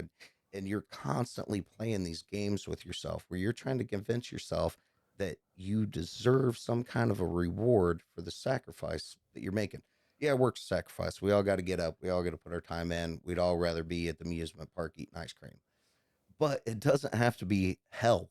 You don't Right. have to work for a jerk. If your Right. boss is a jerk, quit. If your Right. company's treating you like crap, maybe you give up that month's vacation. Maybe you give up that company car. And you know, when it came to our granddads, when it came to having 8 kids, you couldn't do that. When it came to me and you, and we had to pay for dance lessons and get the car fixed and all that stuff, the pre-empty nest stuff. I wasn't in a position to do that, Right. and now I'm not. I got like $27 in my checking account right now. It's not like I'm winning at this. $14 more than me. But a year ago, we can circle back to what I was talking about earlier. When you mentioned therapy, you can ask my wife. I've said this a million times. Back when the Sports Guy page had 37 followers, I didn't care. Now it's got 1,300. I don't treat it any different. It's Yeah. still chicken noodle dinners and all that because I wasn't doing it for anyone else. I was doing it for me. It was a form of therapy. Like, Mhm. I am not the positive guy. I am not the no negative comments to him, not sports guy. I'm say the wrong thing at the wrong time and I'm going to dot your eyes in the alley, bud. You know, and I don't want to be that guy on the internet because there's so much negativity out there, but I also want anybody to think I'm getting soft because, like, I'm not going to be a pushover. It's because I won't let you put negative things on my Facebook. But, Right. when we come back to the therapy part, when you said that, man, it was so cool that you did because I've said it over and over. Like, this online stuff, I'm not making any money. I don't never Mhm. cared to. It was in that work life balance myth. It was what I was doing to forget about the stress, to forget about Mhm. how much every day when I went to work, most of us do this. Most of us do this for most of our lives. We think that we're going to keep punching this clock until we die or they get rid of us or we get sick of it and then we'll do it somewhere else until one of those three circumstances. And you know a year or so ago, I was that guy. You know, I was gonna be like our granddads. I didn't want to have a bunch of different jobs on my. You know, I had guys that came in and applied for a job with 13 jobs on their resume in 12 months, and I'm like, why would you even put that on there? I don't want to be that guy. But the flip side of it is, all those things that used to matter, they don't. Yeah. I mean, you've interviewed people for Oh yeah. jobs. I've interviewed people for jobs. You're not looking at what school they went to. You're not looking at their GPA. You know, you're not looking at how long they stayed at this company. You're looking at what results did they provide for this employer Right. and can they replicate it for my needs? I gave my resume to a potential client the other day. I didn't even look at it. They set it on the other side of the table. I pulled my portfolio up Mm-hmm. with my websites. I've never been trained to design a website. You know, this is mostly anecdotal stuff, experience working with folks, volunteering over the years. But yeah, you know, it's just fun. It's Mm-hmm. something I did to let go. And when I when I did quit my job, and I realized these same people that were volunteering with on Saturday, these same people were promoting their chicken and noodle dinner to get a new roof on. Like, once I said I'm available, those are the same people that were calling me saying, "Hey, can you get a new website for our church?" And you know, that web design, I'm not a web designer. I don't know HTML. Like, I use some pretty basic stuff, but I was watching my clients get ripped off, paying exorbitant fees, Right. huge amounts of money for really basic services. And it started with the websites, but now it's, you know, business cards, anything I can think of where we can bring the revenue up or bring their Mm-hmm. costs down a little bit. And um, I was doing that for free for 2 years before I ever even thought about making this a part of Ciron or a part of what I was doing. Hmm. And it's been so organic. Uh, you know, our conversation earlier about, you know, the right people landing on your path. Um, every time that I've got discouraged and thought, I just need to give it up. You know, I've got a couple job offers in the city. I have to go back to commuting. I know they're there. I know another one's coming up in July. And every time the phone rings, the deal sweetens a little bit. Mm-hmm. And I'm like, no, I'm not that guy anymore. What was I chasing? You know, Right. like, what is the end game? The end game is six guys are going to carry us from a Cadillac to a hole. Right. We're going to be one of those six guys until we're the guy getting carried. And in the meantime, you know, what's the point? What's the point of putting money in somebody else's pocket? What's the point of being miserable to keep up with the Joneses? Like, I think that's the separation. That's the separation between our generation and the I previous, really think so, Scott. I really do. because they were concerned about who was carrying them. I don't care who's carrying me out. I want to be cremated anyway, so just shake the shaker, baby. You know, just I don't care where it is either. I'm all over. But I think that's the difference, that we know what the end is. We realize that it's the life we live, and our our enjoyment of that, we in. I mean, I remember my dad saying to me, I was pretty upset when there wasn't a tombstone for my mother, and I wanted the place of remembrance. I wanted just a marker, you know, and I was adamant about it. I'm sure I upset him on numerous occasions about it, how vocal I was about it. And he said, "How often do you think you're going to go there?" And I said, "Often enough to where it matters." And looking back on it, it still matters to me, but I understand where he was coming from. It's not that often that I go out and, sit and talk to my parents.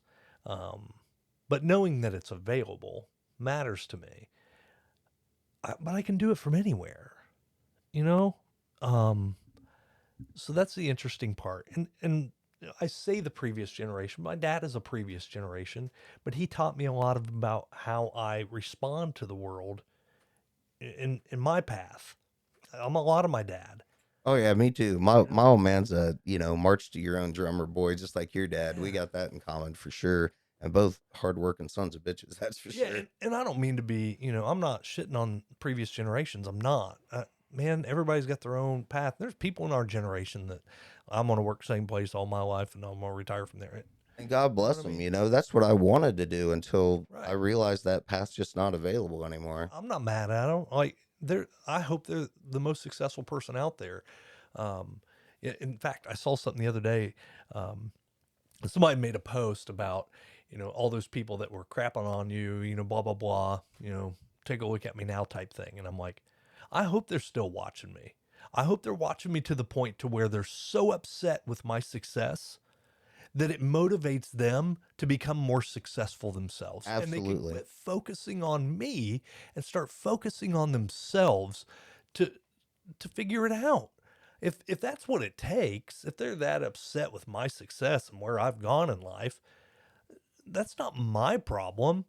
In fact, I hope that me being that problem in their life motivates them to go, well, I got to catch up or whatever it might be. And in that process for them to go, wow, man, when I focus on me, it's a whole lot more fun because me watching other people sucks. Oh, yeah. And that's what I hope. I hope everybody has success. I hope everybody finds that happiness. You're talking about that positive person. I'm that positive person. I wasn't always. I was that guy that was walking around J.C. Penney's laughing at everybody's hair, their clothes. And it was my wife who redirected me and said, why do you do that? Why do you do that? I'm like, oh, I just think it's funny. Well, I don't do that anymore. I don't look at other folks and find their flaws and giggle at them or make fun or poke. I don't do that. When I stopped focusing on all these other people and I started focusing on me, my life got exponentially better. Not only in the happiness factor, but in the things that I was wanting to achieve in life factor. So I guess happiness. But we spend a lot of time focusing on other people, and I want to make sure people realize I'm not shitting on previous generations. I'm not. Oh, no, I wasn't saying that either. I don't know. Like I said, our grandparents' generation, like I had the utmost respect for those people. And to think about raising 6 or 7 or 8 kids, I we are blessed to have the opportunity that we do, Oh, man. to be at our age and to have those benefits And to be open to it. yeah, you and we're not off fighting a war. We're not paying for 7 or very 8 fortunate, kids. yeah. We're living a pretty. We're in no place to judge anybody, and you and I Right. both recognize that. That's we're humble enough guys to know. Yeah, we're Oh, not man. gonna sit here and save the world. We're not coming up with anything that hasn't already been said or invented. We're just, you know, I had a friend tell me the other day. He's like, I can't stand your Facebook anymore. It's like, what are you talking about? He's like, you just bragging all the time. I was like, man, does it really seem that way? Because that's not at all what I'm going for. Right. I'm trying to inspire my friends. Back, a year ago when I was miserable and I was thinking about quitting my job, I'd made a couple of posts and I had 3 different friends that messaged me and they're like, one said, I just got laid off, nothing in my control. I'm in my 40s. I thought we were beyond this. I thought this was, we're in cruise mode, and here I am sitting behind a desk, salary and all that, thinking I have no plans to be anywhere else for the next 10 or 15 years, And then I have another friend who says, I'm looking for a major life change. I'm looking to walk away from what I'm doing and try something totally new. And all 3 of those people that reached out to me within that first couple of weeks are all doing awesome. Man, And that's great to hear. and they're all staying in touch. So the stuff I've been sharing, like I just want to tell everybody else. A year ago, I thought I was the guy that was going to punch clock till I died. Yeah. And now Yeah. there is nothing like it's a whole new world of possibilities. When I wasn't joking about the phone, when my phone rings, I really like. One day I was having lunch with a singer from a heavy metal band. That same night I was putting chairs away at the seniors or at the civic center with the mayor. Like who knows? Every day it's kind of a new adventure, and it's very cliche and it's very goofy, and that's where I get those kind of comments like I did the other day. But yeah, I mean, I don't know how long it's gonna last. I don't know how long I can ride this wave. Just riding it and enjoying it, Yeah. enjoying the view, not just the ride, enjoying the view along the way. But if I was working for Apple or General Motors, it could be the same thing. That Could ride be. could crash tomorrow. Yeah. So why not? Why not enjoy it while we can? That's Man, I'm telling you, it's wonderful to hear, And it's not so much a free spirit thing either. I don't believe I'm a free spirit. I believe I have an open mind and I'm not afraid of change. And I think you're a lot in the same. You're not Yeah. afraid of change. You're not afraid to look at, the entire view, a panoramic view of the world and understand, there's a lot of different things out there. I enjoy the things I enjoy. I hope you enjoy yours too. And I, I hope folks hear that, and it's almost we're giving them permission to enjoy. I really felt like that's what people were doing for me at the Yeah. time. And whether they intended to or not, like, again, it was that the right people on your path thing. When I start Mm-hmm. scrolling, I'm like, oh, you got to first remember I just helped, Mike and Steph and help go through the whole thing with Hilton's. And I just watched two of my closest friends give up their jobs, walk away from, and to both do it at the same time. It took way more courage than I had ever had. I put my toe in the water lots of times before I ever jumped in, and I'm still not even all in. Yeah. I was still going to job interviews for full time gigs, and I'm not totally saying that part of my life's over. I'd really like to, have a nice 401k and Yeah. health insurance that doesn't cost a gazillion dollars a month and all of those things that you deal with when you're an entrepreneur. But yeah, I'm trying to own that new title as the reluctant entrepreneur, because I think there's so many people out there that are like this close to taking the leap, Yeah. and they're like, yeah, if I wasn't me, if it was somebody else, they Yeah. could do this. And like, yeah, I don't have any more brains or beauty or anything else than anybody else. If I can do this stuff, you can do this stuff. I don't know many people who have went into business for themselves who have come out on the other end going, I wish I'd never done that. Yeah. I've tried a few different things. My biggest failure was a wrecker company I tried to start. I bought a wrecker and I was going to repo cars. I was like, just one dude out there. I thought this is the route I'm going. And it was about 6 months in that I sold that wrecker and took a hit and realized, holy crap, that's a whole game that I know not enough about to get involved in. But outside, I'm glad I did it. It was a great learning experience. I'm glad I'm not afraid to say uncle Yeah. when it's time, Yeah. You didn't take your family and your house Right. and your friends and neighbors down with you. Yeah. So but even with that said, I wish I hadn't done that entrepreneur. DJ business. We had a great ride. Started out literally with two speakers and like a borrowed amp. Same here. Yeah. You know? American Legion. We used to use their old Yeah. bingo PA system Oh yeah. and the home stereo from our house. That's it. That's it. Oh, that was the Bruin did. Home stereos, man. Yeah. So I mean, I'm glad I went through all that. We went from there to running sound for Duke Tomato. Yeah, I started working for Mud Eye Joe, and I Yeah, met I mean, BB King's daughter Shirley, and how I met cool. Howard and the White Boys from Chicago, You and got to be excited about that. And wherever it ends, you're like, man, what a ride. That was fun. I enjoyed it. I'm glad I did it. I'm glad I had that experience. And that's what I mean. Like, I don't know. I'm sure they're out there. There's entrepreneurs like, dude, let me tell you a tale of how my life was almost ruined. And some who probably have, but I don't know any of those. yeah, So I guess, and it doesn't sound like you do either. So there's that part of us that are like, I don't know anybody that's, absolutely miserable after owning a business. So why not? I'm reluctant, sure, but I'm still yeah. going to do it. Stressed, broke, hungry, sleep deprived. I know the Yeah. entrepreneurs that fit all of those, but the They're cool still thing doing about it. it, yeah, if it's your business and you hate it, sell it or quit. Right. Walk. Right. I, I I've came into all of this, the sports guy stuff, the directory, and now this consulting stuff, saying I'm not afraid to fail. Yeah. I went from August of last year until February of this year without any kind of real paycheck. Yeah. My wife paid the mortgage. Yeah. She got creative with the family budget, and every time I was ready to say, "Hey, I'm just going to go drive a tow motor somewhere," or I'll go back to one of the jobs that I did 20 years ago that I know I can do. I've done it before, but I have no desire to. or go back to commuting and drive to Fort Wayne or Indy or Kokomo every day and have the salary and the company car and all that fun stuff again. But, she's the one that said the mortgage is going to get paid. There's food in the refrigerator. Everything else can wait a month. Man, thank God for our wives. And a month later, she's the one saying the electric bill's paid. The There's heat, food in the fridge. the heat's on the budget. We can try one more month. And after about 3 months, I'm like, how long can we keep trying? And she's like, you got about 3 weeks. Let's see what you can do.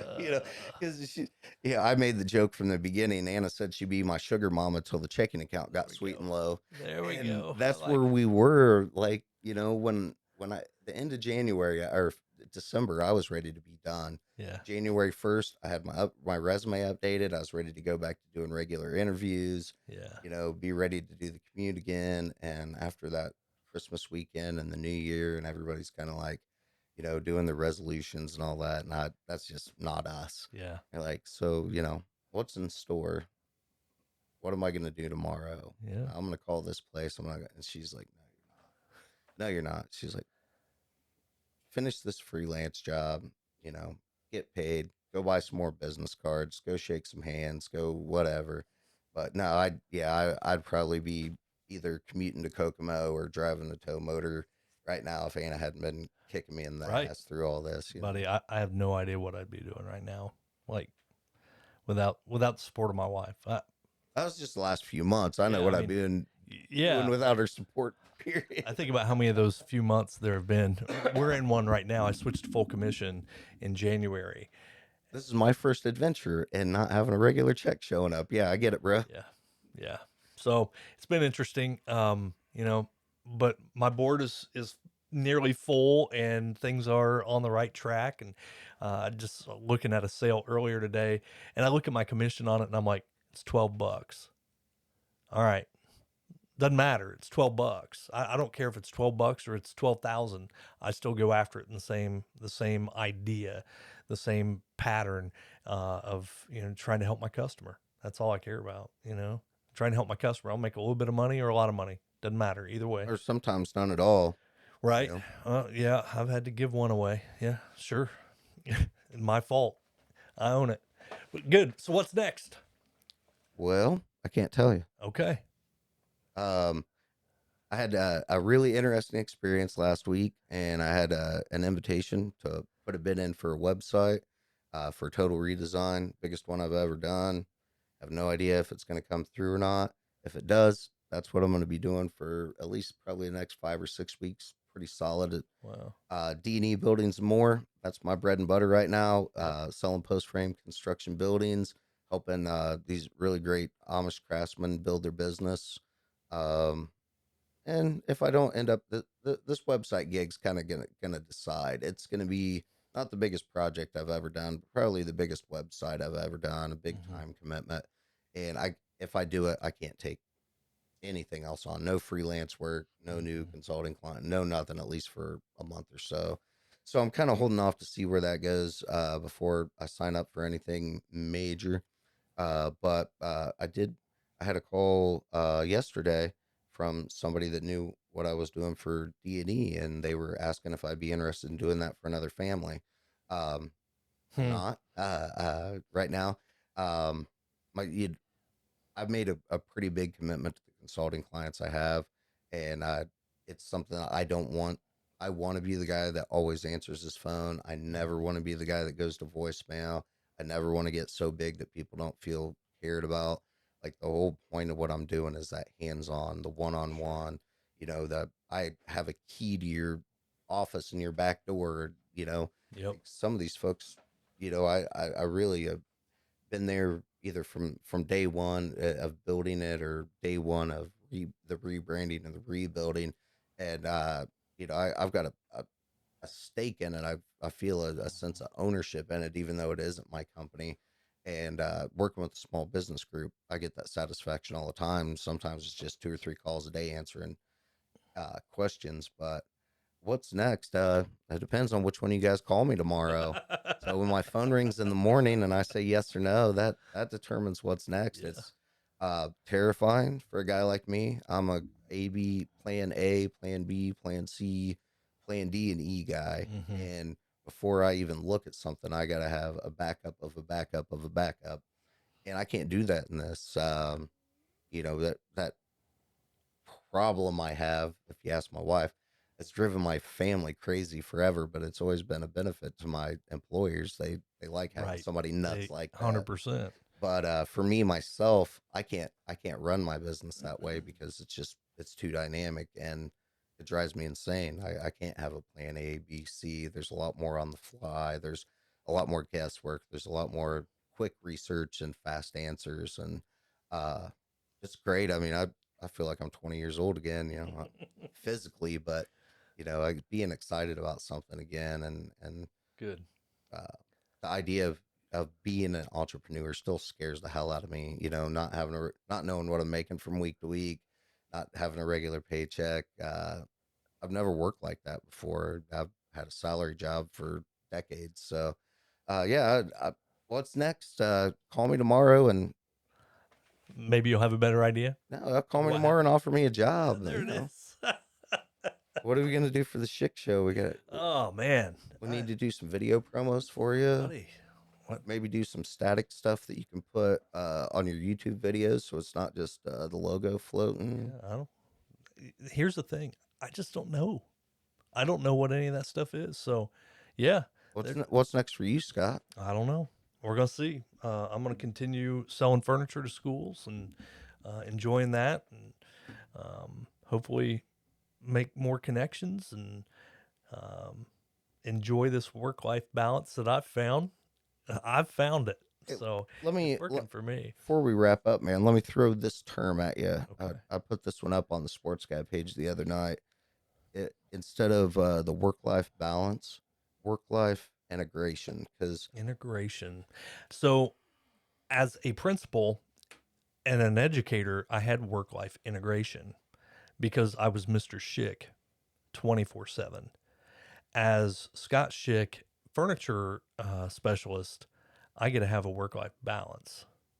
So that's how I saw that, and I thought, I don't know about integration because I've integrated to where I had to be Mr. Schick, and I was still Mr. Schick at Needlers. I was still Mr. Schick in line at McDonald's. I was Mr. Schick when I was at the movie theater. I was Mr. Schick when I was on Facebook. And as Scott Schick furniture specialist, I have a lot more freedom with not having to integrate. There's still some integration. I think, your persona, especially in sales and in the sales I do, where I'm working with schools. So my reputation matters sure, greatly. But I didn't change. I didn't have to change one thing about who I am between Mr. Schick and Scott Schick when I became Scott Schick furniture specialist. I'm still the same guy. I'm still going to tell you the truth. I'm still going to do the right thing. All those things that come along with it. So I unintegrated or de-integrated, which I don't know which word that would be. I was never a language arts guy.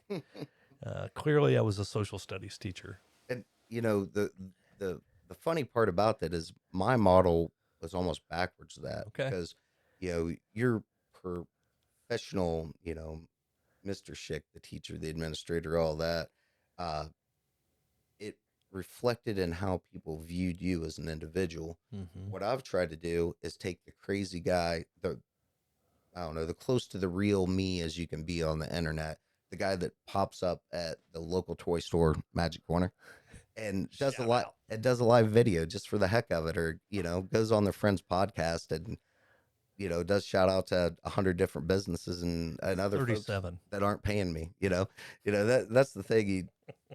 We're all in this together. So what I got to do was take the crazy guy that shows up and does the Facebook lives at the spur of the moment and put that guy out to the world and say, this is the guy you're hiring. It's not the guy in the suit and tie. It's not the guy that showed up in khakis and a polo at my corporate office all those years. It's not the guy that had to bite his tongue when he sees things he doesn't agree with going on.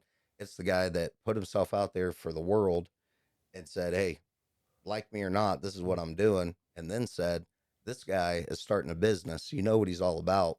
If you want to do True. business with, Yeah. This hillbilly kid that curses too much, you know what you're getting into.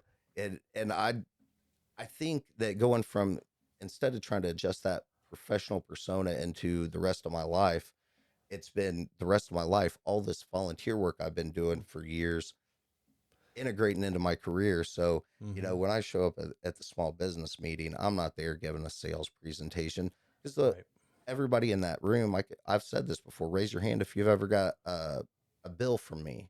Al Johnson's the only guy in the room that can raise a hand. Everybody else there has got, help, advice, references, whatever, Right. for free. 'Cause that wasn't what I was trying to do. It's still not what I'm trying to do. I don't want to nickel and dime anybody. 100%. If you're a Yeah. small business and you need help, I can help you. Yesterday I put on, I was asking advice. I've asked advice for accountants. I've asked advice for software. We're all in this together. I'm not an expert. I'm crowdsourcing this info. One thing I've tried to do to tell everybody is I'm not a professional. I don't have a degree in this. The data that I'm bringing is very anecdotal, but it's from years of working with nonprofits, working in small towns, working with businesses with 3 employees. And when you put something into Google search, the articles, the information you're getting isn't always relevant to that scale of a business or the scale of a town. Right. People don't give a damn about us out here between the cornfields. We got to make our own future. We got to build our own resources, the directory, the Schick Show, these Facebook pages, getting us all sharing information and work together. That's kind of been my goal in the volunteer side of it. And now that it's part of my job, it's just natural. I might get a call in the morning from the same person saying, hey, this Blackford blackout thing we just did, well, I need some info, whatever. Total volunteer stuff. That same person might call me back later that afternoon saying, hey, I need to order this. Where should I get it in town the cheapest? And that same person may call me back by the end of the day, where I've gone from being their, customer to they're my customer. Sure. I go to ADM half the time. Al gives me a paycheck. Half the time he gives me a bill. That's the kind That's a great relationship. When I chose the name Searon Resource Partners, that partners part was so important, because I don't want people to think that, I'm one of the, every day you get an email, maximize your SEO and hire us to do your online. I don't want to be one of those people. Like, I want to be the guy that you trust with the keys. I started a service for Al when he was gone, him and Anna working on a project, concierge key holder service.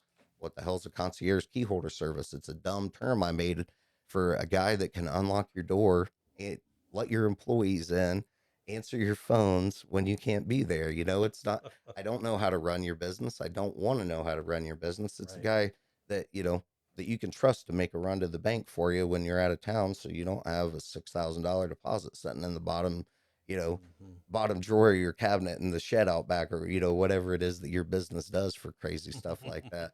So, that was not something a year ago I thought I was going to offer but it was something that somebody needed, whether it's for one day or for a week.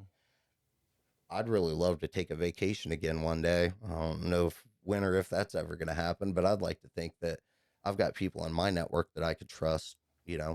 Sure. I've specifically set stuff up so I can easily forward my phone calls, or emails or whatever the case may be. And I want that for my entrepreneur friends.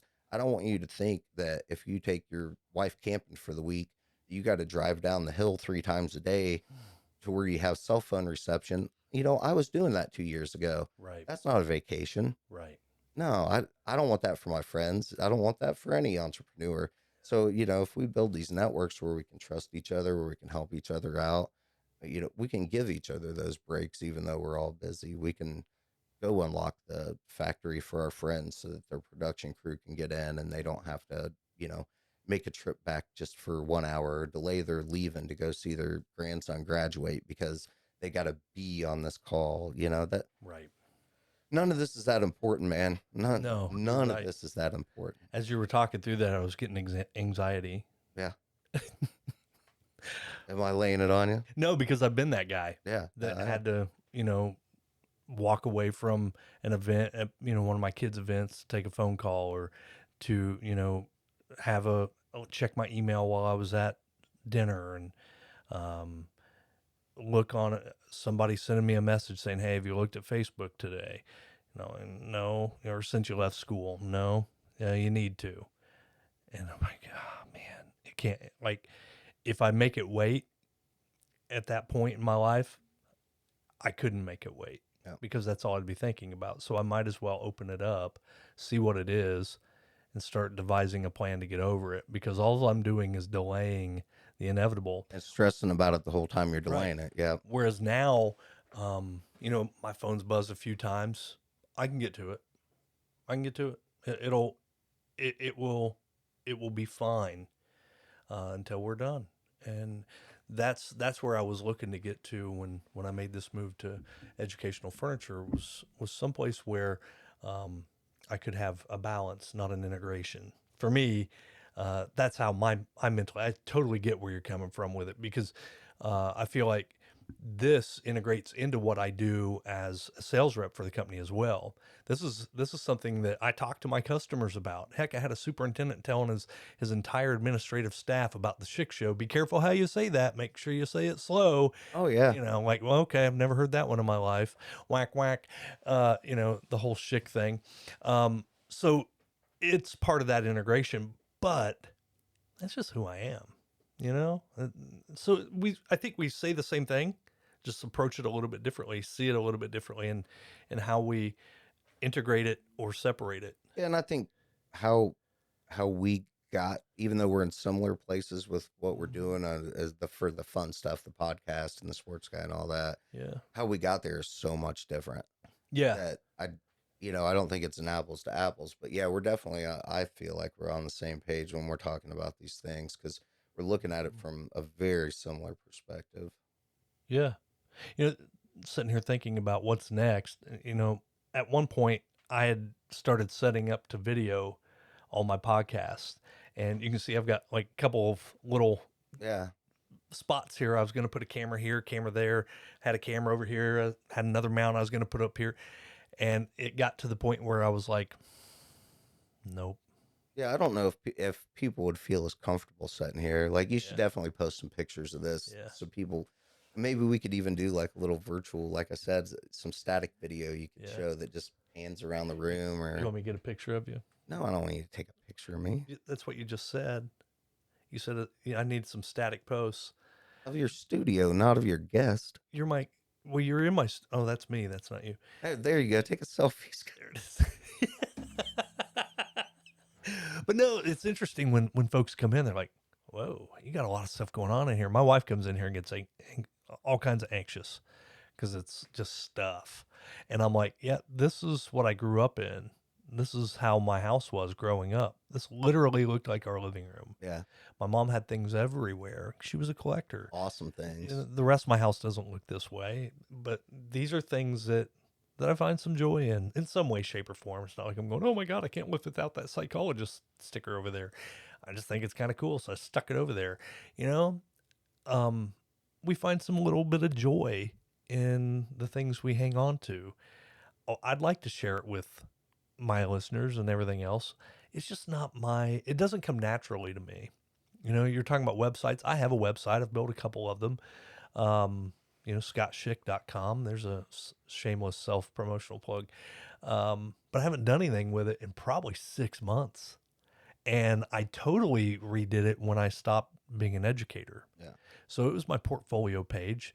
Man, that thing is probably 80 pages deep in content, but I'm down to one page now, so I don't have resume on there. I don't have all those other pieces, the papers I've written and stuff like that, and awards and etc. All those aren't posted on there any longer. They're all hidden. They still are there because I wasn't going to take it all down. Oh no. Yeah. God, what kind of work goes into it. But it was a fun experiment. Oh, I might be able to pull it up here. Have you ever seen it? You ever I don't been think so. No. So it's very simple. This was something I started back in 2010 or 11. And I had an instructor, Tammy Conwell at Ivy Tech, who said, hey, you need to take ownership. Oh, that's Scoot, not Scott. You need to take ownership of your name. so that you have it. She was very savvy in that way. And so I was like, well, let's see if scottschick.com is available. Oh, now I lost it, brother. I can see it over here. Yeah. So get over there. There we go. So now, it is just a single page that you scroll with some different stuff on here. And I was posting all of the podcasts. So they were all down here at the bottom and a little blurb about me. But that's all it is now. And I also have the schickshow.com. It's through GoDaddy. This one's through Weebly. And I've built a few websites through Weebly and had some success there. The softball, blackfordsoftball.com. That's a page I built and ran and maintained for the softball league for the past almost 10 years. And up until this year, and they didn't want it anymore. They didn't want me to have to worry about maintaining it. They weren't doing anything with it. So it will expire, I think, this month. So yeah, I'm done with it. It's one of those things, but I would like to do more with this eventually. There is a guy named Jerry Brooks, and Jerry Brooks is an educator that goes out and does some public speaking, stuff like that. I like his website, something I would like to kind of emulate, or similar to the Joe Rogan website. And if you look at mine, it's kind of a base model of that. You know, it's the Chevette or the Citation to their Lexus or Maserati. So, yeah, I would like to have more of a web presence, more of a social media presence, but it comes down to time and comfort level. You know, my ability to do it is at a 2. I would like to have it at a 5, you know, by the end of the year. I'd offered it to my kids, but they got their own lives. You know, I was like, hey, girls, you want to just do social media stuff for me? No. Nah, I tried that too. So I would like to grow my listenership. I'd like to double this year. Right now, I'm averaging somewhere in the 700 people a month That's awesome. that are listening in. Yeah. And it's about 185 listens per week right now, 175 listens per week. I would like to double that, you know, and just continue to exponentially grow. But if I do, great. If I don't, great. I'm still going to continue to do it the way I do it. And I think it's unique in its own way. And that's just not me speaking it. I mean, that's feedback I've gotten. I've got some people I reach out to on a regular basis for feedback. How's the sound? How's the content? You know, what did you think of this? What did you think of that? And they provide me with some information. There are podcasts I put out where I was like, I don't even know if I want to put that out there. And then I have people send me messages going, oh my God, that was my favorite one ever. I'm like, really? Yeah, I edited some videos for Chris Landis during COVID when he was doing the Peanut Gallery podcast. And I didn't really have anything to do with the production of that show. He set up his own guest. Mm-hmm. He did, you know, pretty much everything. But since we couldn't do in-person interviews, he was doing everything over Zoom. So he would just send the raw footage of basically record the Zoom meeting and the interview.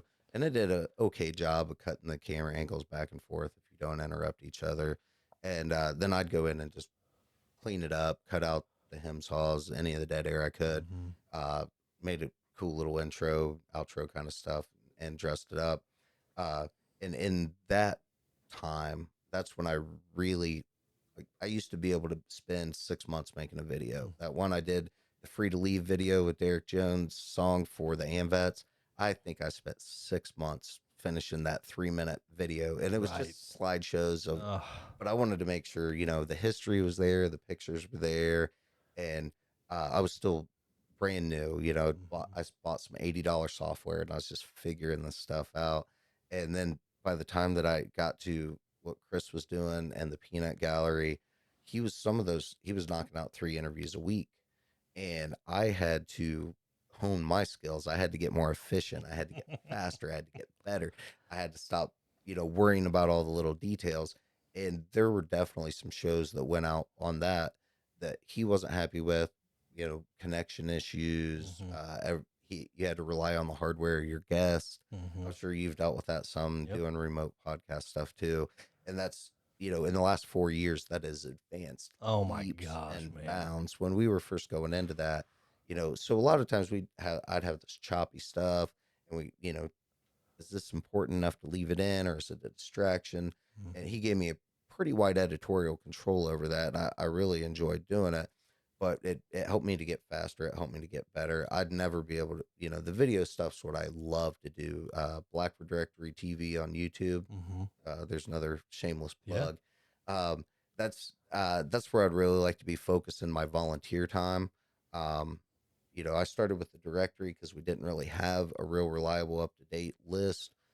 Emma at Blackford County Economic Development, she's put together one that's staying pretty up to date. So that's kind of bought me some time. I haven't had to develop that resource as quickly as I thought, because now we have one. We just didn't have a reliable one before.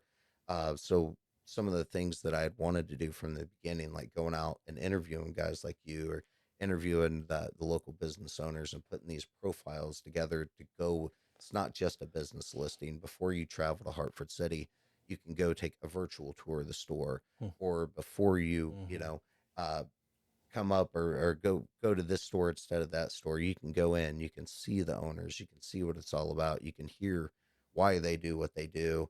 um and I think, a lot of folks, like you were talking earlier about the generational thing, younger than us, our kids, or even some people a little bit older, they do have social reluctance. They don't like to pick up the phone. They don't like to just walk in. And none of us do, none of us want to go looking for treasure without a treasure map. So some of these business profiles and expanding the directory listings, what I hope to do is show everybody where the treasures in Blackford County are. You're like, oh, okay, what's this place all about? Sure. What's this magic corner place? What's ADM all about? And you can go in there and you can see the showroom. You can see the owners. You can see the employees. You can see the products on the shelf. So I'd really like to focus more on getting more video content on the directory, and building out the YouTube page, Blackwood Directory TV. Nice. It's good stuff, man. I'm excited. I'm excited for where Blackford County's going. Me too. I think there was such, and you and I think even had this conversation briefly once before, and I know I've talked to Steve about it, and I know I've talked to Al about it. Growing up here, you and I are in a very different boat. If you go with me to one of these small business meetings, if you with me anywhere where the volunteers are showing up, there's a handful of us. When I say us, I mean people that were born, grew up here. The the people that are investing in this community, the people that are mortgaging their houses to buy a business, the people that see a future here, most of them aren't from here. And if you, one night at the small business meeting, I said, raise your hand if you were born within 10 miles of here. Like, not even a third, not even a third of the room. I'm not saying there's not more business owners in Blackford County than that, but I'm saying the ones that are engaged, the ones that are showing up, the ones that want to mentor young people, the ones that are supporting the business programs at the high school, the ones that are trying to, build job training programs, those engaged business owners, over 2/3 of them aren't from here. They have found something in this community that most of our friends and neighbors have blinders on and can't see. And it's through spending time with those people that I've gained a new appreciation. Like I said, the positivity stuff doesn't come naturally to me. I'm about the most pessimistic person you'll ever meet. But what the sports guy page has let me do is look at all this from a different perspective and say, you know, if this corporation is bringing these millions of dollars here, what do they see? If this husband and wife are going to sell their house in another city or state and gamble everything they have on the citizens of this town, Right. don't we as citizens have a responsibility to support these people? And there's a lot of people in this town that say, no, Right. I was getting ready to say we don't owe them a goddamn thing. it depends on where you're getting your information, And it's all back to, who you surround yourself with and put those right people on the path. But I'm definitely glad you crossed my path again, Scott. And I'm really glad we got to, aside from everything else, I'm really glad we got to talk about your dad today. Me too. That warmed my heart. Man, I always tell anybody, anytime I get a reminder of my parents or anything like that, it's always a great day. And the guys at work found out my nickname was Scotty Scooter. That was my dad's nickname to me. And my sister will call me Scooter every once in a while, but now they're calling me Scooter. And they're like, does it bother you? I mean, If you don't edit this out, everybody's going to call you I'm Scooter. okay with that. So it's a reminder of my parents, man. It's a reminder of my dad. And, I tell them that, and I truly believe it, that it was a nickname that was given to me by my dad. How's that going to upset me if somebody calls me that? Like, somebody wrote it on my card Nice. at a superintendent's show and was going to hand it out to somebody, and another guy's like, you can't give that to them. And I'm like, I don't care. It doesn't bother me. It's one of those things where, the kids, they used to tell your mom jokes, and I would say, my mom's dead, and they would just die inside, and shrink back. And I would wait a minute and let it just really sink in. I'm sorry, Mr. Schick. I'm so sorry. And I go, my mom's getting a good chuckle out of it. She may not like that joke, but she's getting a chuckle out of it. So anytime I get a reminder, man, it's exciting. The other day I was on Facebook Marketplace, and somebody was selling a sign down in Shelbyville. It was a road sign. It was Lick Creek Road. And I messaged the guy, and then I didn't message him back. I'm that guy. I'm that guy on Facebook Marketplace that messages you and doesn't message back because it just, it's like, oh, that'd be cool. $20. Heck yeah, I'm your guy. And then he messaged me, and I totally forgot about it until just now, thinking about my Hartford City Road sign in my garage. Actually, talking about that, you just reminded me, I owe you a 33 and a third RPM American Graffiti soundtrack record. No, I've got one. Did I give it to you? No. Did you find it? No, I'm still looking. Oh man, if you found like my mom's, I'll take it. It's yours if I find it. Okay. But John Christ, a listener of the show, found one uptown at Thrifty Sounds, downtown Hartford City.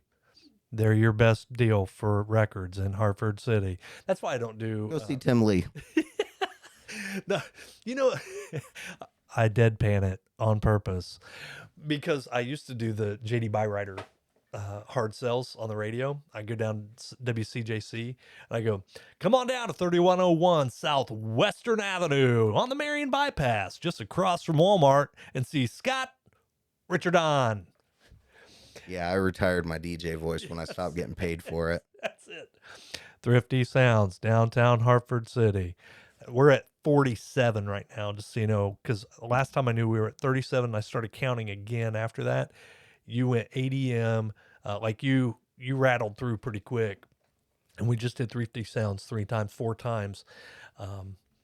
Tim doesn't give me a discount. Does he give you a discount? No. Well, maybe after today we need to. No, I'd love to have them on the podcast. They would be a blast. You should. I'd love to hear some of the stories. If folks don't know, I'm a shameless self-promotion guy. I talk about it all the time, but not just for me. I mean, I'm shameless in how I promote businesses I'm not even associated with. Yeah. And the fact that Hartford City is this tiny, Blackford County is this tiny, we are an economically depressed area. We all know that. We have a local record store when towns 5 times this size don't have a local record store. Right. And you know how much we support it?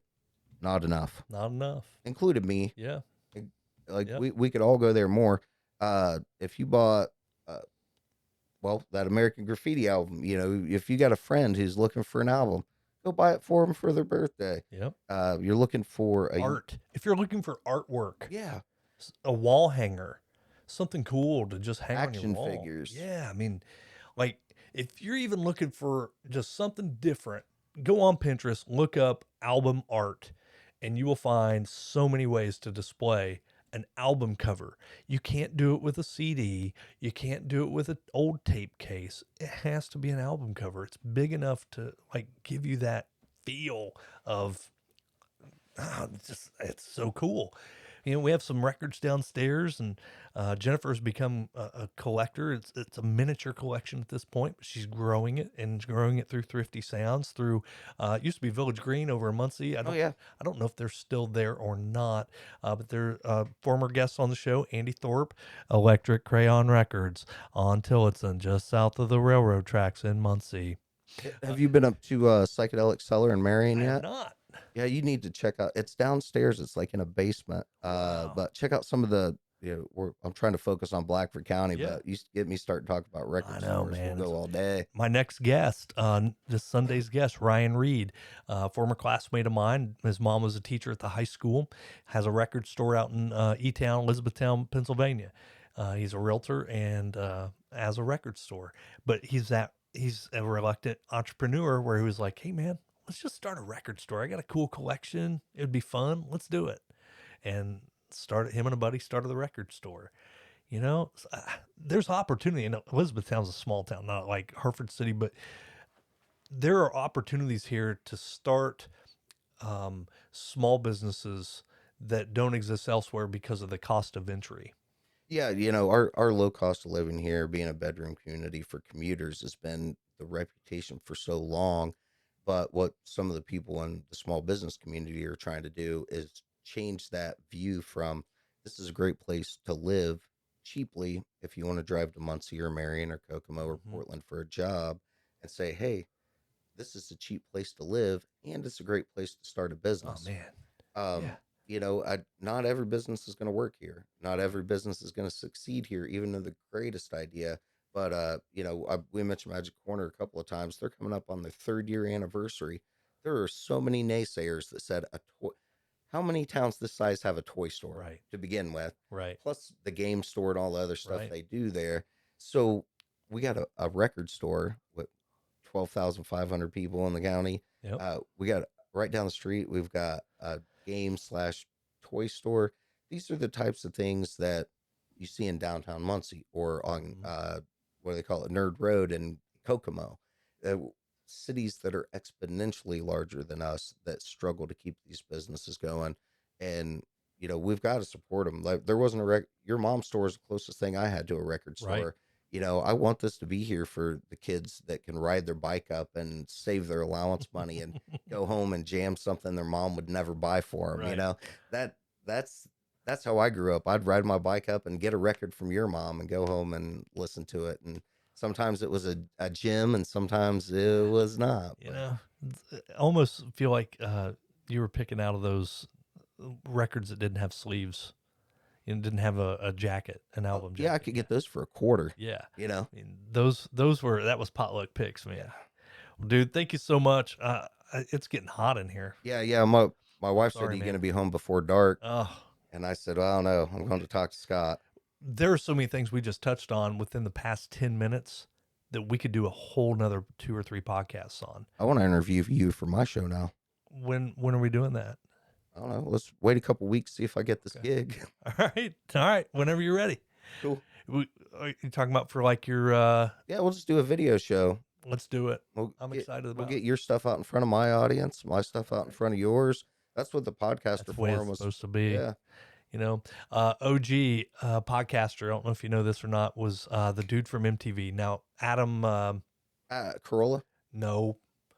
What was his name? Dang it. It was just in my head. I can see him. Blonde haired guy.